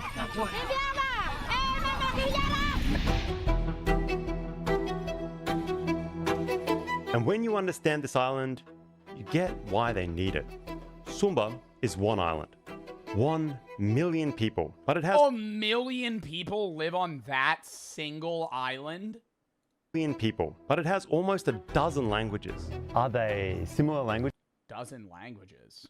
Or are they like if you hear one of them, can you kind of understand or not really? Not really. Not really. Wow. So there's 1 million people living on like an island the size of like New Jersey or less. And there's 12 different natively spoken languages. How do they commute? Like, how does that society function? I never understand that. And that's like my own perspective because obviously I've grown up in the US, not like Europe where it's like in the US, the average person speaks English, and that's it.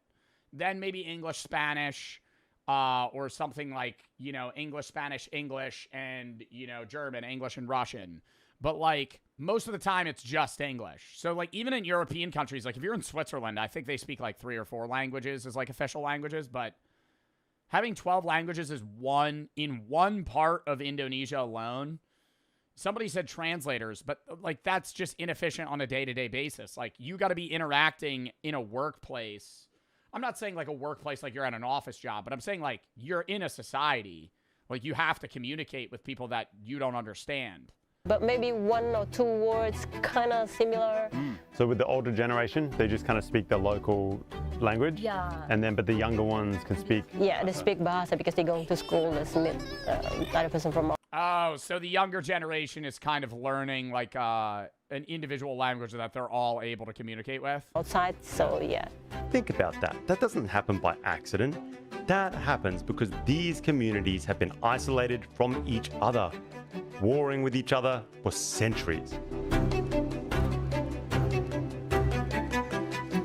And somehow, Solar stopped it from falling apart. No one really knows when it started, but the story they tell is this. A woman named Rambu Kamba was married to Umbu Dula. He went out to sea and he never came back. She thought he was dead, so she married another guy from a rival tribe. And I think you see where this is going already. When Umbu Dula returned, his wife was gone. So he's pissed and war breaks out. And Rambu Kamba, she's caught in between the 2 tribes. She's grief-stricken from all the death and she throws herself off the cliffs into the ocean. Instead of dying though, she becomes Nyale, these sea worms. And because she was gone, the tribes stopped warring. Instead, it became symbolic, this ritualistic war, this one battle every year when the Nyale come. When she comes back, they hold one Pasola, they settle everything on the field, and the rest of the year is off the table. And as kitschy as that story sounds, for centuries, kind of seems like it worked. One day of war. No, it kind of seems like it works, but I'm going to have the... No, it definitely... It does make sense, and it's symbolic now, and it keeps peace between the different tribes that speak different languages. The only thing that, like, my brain is immediately popping up is, like, that's kind of reminiscent of, like, The Purge. Not in the sense of, like, all crimes legal, but they're having, like, violence one day a year to prevent violence outside of that one day. It's on a much lower... This is a more realistic, though, right? It's like, The Purge is a fictitious embodiment of, like, oh, you could just do anything and it's fine. Whereas this is like, there's still rules. It's just like, hey, this is our fight for the year. But that is starting to change.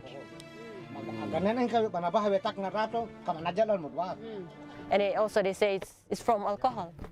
Alcohol is the problem. Yes, if alcohol is the main problem. It's the worst. They connect the worst thing. Yeah. Oh, perselisihan sehari-hari itu doang bawa di kurung. They're like looking for the fight. They're like football hooligans. You see, things are starting to change here. Alcohol is becoming a massive problem. So there's some problems with like alcohol and drugs coming into it. Alcohol and drugs coming into the event or Indonesia in general? There's alcohol, it's mostly alcohol. So there's some alcohol And problems. also the problems, they have like the personal problems, you know, outside of the puzzle. So people are bringing their beef from outside of Pasola into Pasola. But usually the Marapu is upheld.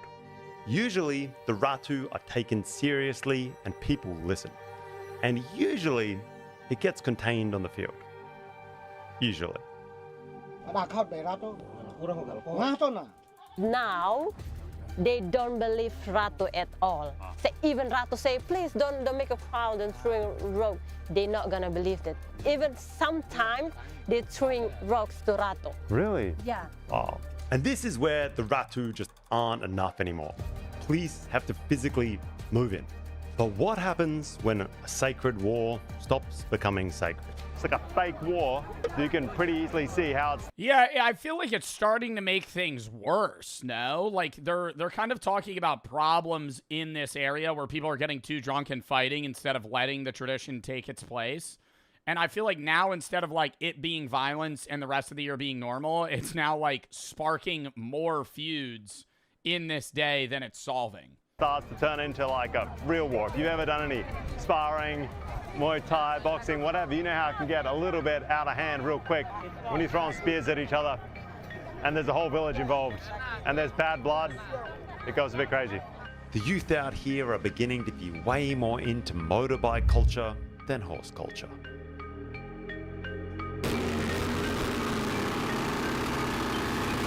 The horse culture is fading away in favor of... Yeah, I feel like it's going to be way more dangerous if this at some point switches to, like, motorbikes. Like, if they stop... I understand the horses and, like, the horses dying is a problem, but, like, if they start riding motorbikes around and, like, fucking throwing sticks at each other, like, multiple people are going to die. These motorbike kids, these hotheads, driving around, like to drink, go to these events, and throw stones. Today's event went smoothly, but apparently it doesn't always go that way. We're about to head to some of the more dangerous fasolas. Dangerous from a crowd gets involved perspective. And the belief in Marapu, the thing that's carried those laws, the beliefs, the faith system here, that made the Ratu matter. Now, it's kind of faded. So actually they're kind of worried that the fight culture will stop people coming. Yeah, that's that they worry. And that's they ruin the traditional and then stop people coming. Because if people stop coming, then what's the meaning of this? Right. They're proud of their culture. They want to showcase it. They want it to be like an event that everybody should be able to attend safely. And nowadays, far too often, tempers spill over and it turns into an alcohol-fueled, full-blown tribal war with the I think it's like you have to build some level because the event's so much larger and there's so much more so many more things available to the people that are, you know, spectating. I don't want to say you have to have like security, but there should be like scanning to get in, you know what I mean? Like you could make it an event where it's like traditional, but like, hey, you're not allowed to bring this. You can't like bring alcohol in your fucking motorbike on the grass. Like park that shit outside, you know? Like, what are we doing? Like, it's a lack of respect for the tradition. Oh my god, that guy just got hit in the fucking head. full-blown tribal war with the army involved.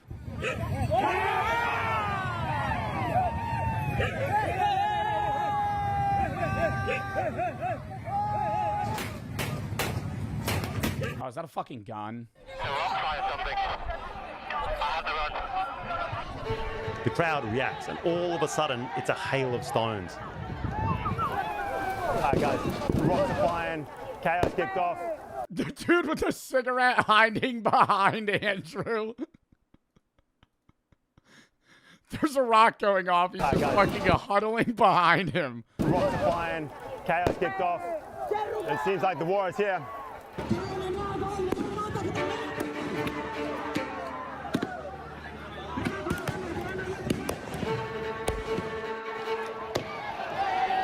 Dude, chucking rocks in the air, like that's how you, and there's so many old people in here, dude, that's how you kill somebody.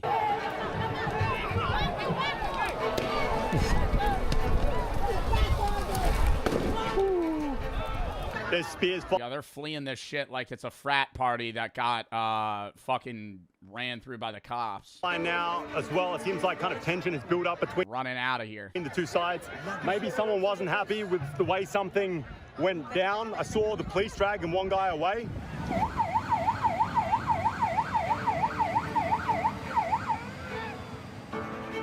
We're sort of pushing this way. Woo, shit. I would be so worried about that camera gear, bro. Even more than me getting hurt, I would be like, I'm holding a $10,000 camera right now. if I drop this shit into the water.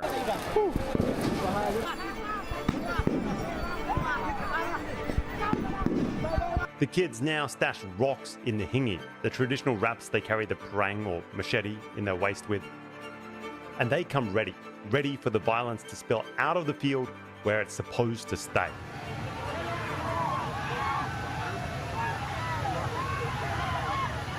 First, it's microphones and maybe a flashbang or two.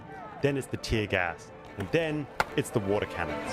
I feel like it's turned more, the way he's describing it, it's turned more into people kind of waiting for this part of the event than the actual tradition itself. Like, they're showing up with rocks in their fucking belts. Like, they're knowing this is going to happen and doing it anyway. Like...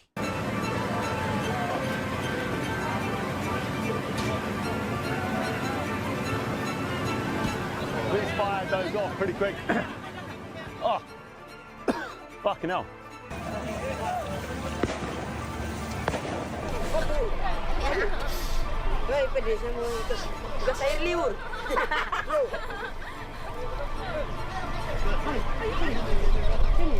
Is she enjoying it, or I don't understand? She's like smiling and crying at the same time. What's happening? They got tear gas.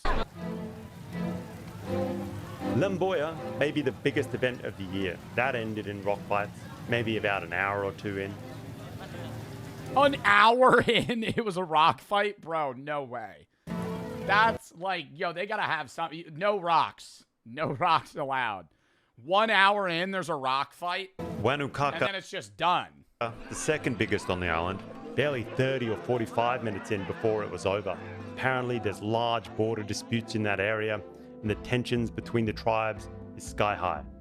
How has the Pasola changed since they were young compared to now? What is the difference? Beda. Aman. Dulu aman. Before, there's no like alcohol. There's no alcohol. Yeah. When he was younger, was it also like that? Itu tidak sering, not often. Dari hatinya mereka, dorang bawa di budaya. Because they have a problem outside of the Pasola, and then when Pasola happen, they see the enemies or they doesn't like someone, and they just, you know. For this next generation, these youth, for many of them at least, these battles on the field aren't about the tradition. They're about the rock fights. You come for the fight, not what happens on the field. This has been going on for thousands of years, and the number of times it's most... Yo, this starting to feel like a prom after party vibe, bro. Like, nobody cares about the event. They're just there for afterwards. Like, they're showing up like, okay, yeah, let's get the fucking tradition over with and start chucking rocks at each other. Turn into full-blown bloodshed. You can't be small. Itu bisa hilang. So if like that always happen like this, the culture about the Pasola will be gone. Yeah, it's ruining a lot of things about this place. Sumba might be one of the most magical places I have ever visited. And I travel the world for a living at this point. But the island sits in this just incredible sweet spot. On the one hand, it feels just completely unadulterated. The culture is raw, untouched, authentic, and... Oh, that guy's on Beetle Nut. On one hand, it feels just completely unadulterated. The culture is raw, untouched, authentic in ways that can feel impossible to experience in the modern world. Bro's geeking? Well, not geeking. He's just highly stimulated. What the hell is Beetle Nut? You see when their mouth's red. It's like this thing they chew, and it's like a similar... It's like cocaine. And yet, counterintuitively, you're just an hour from Bali. And you're not sleeping in a jungle. Whenever they interview them and you see they have like a wad full of shit in their cheeks, it's usually not tobacco, it's Beetle Nut. Their mouth is all red. All right, yeah, this is an ad at the end, but that was really interesting. That was a fucking W video, dude. Steel ball run, but it's battle royale instead of racing. You're able to produce content like this for a long time. Amazing, Andrew, really. Glad you got away safely. Yo, honestly, dude, he could have gotten hit in the fucking head. I'm Indonesian. This is my first time knowing how chaotic this culture is. Indonesia is home to 1,300 distinct ethnic groups and 718 local languages. That's why so many Indonesians don't even know about this ritual. Yeah, that's wild. Like, you live in Indonesia, and you've never even heard of this. Because there's so many different cultures and traditions that it's like, you could be like 35 and having never heard of like this one island in Indonesia that does this every year. Next video, chat.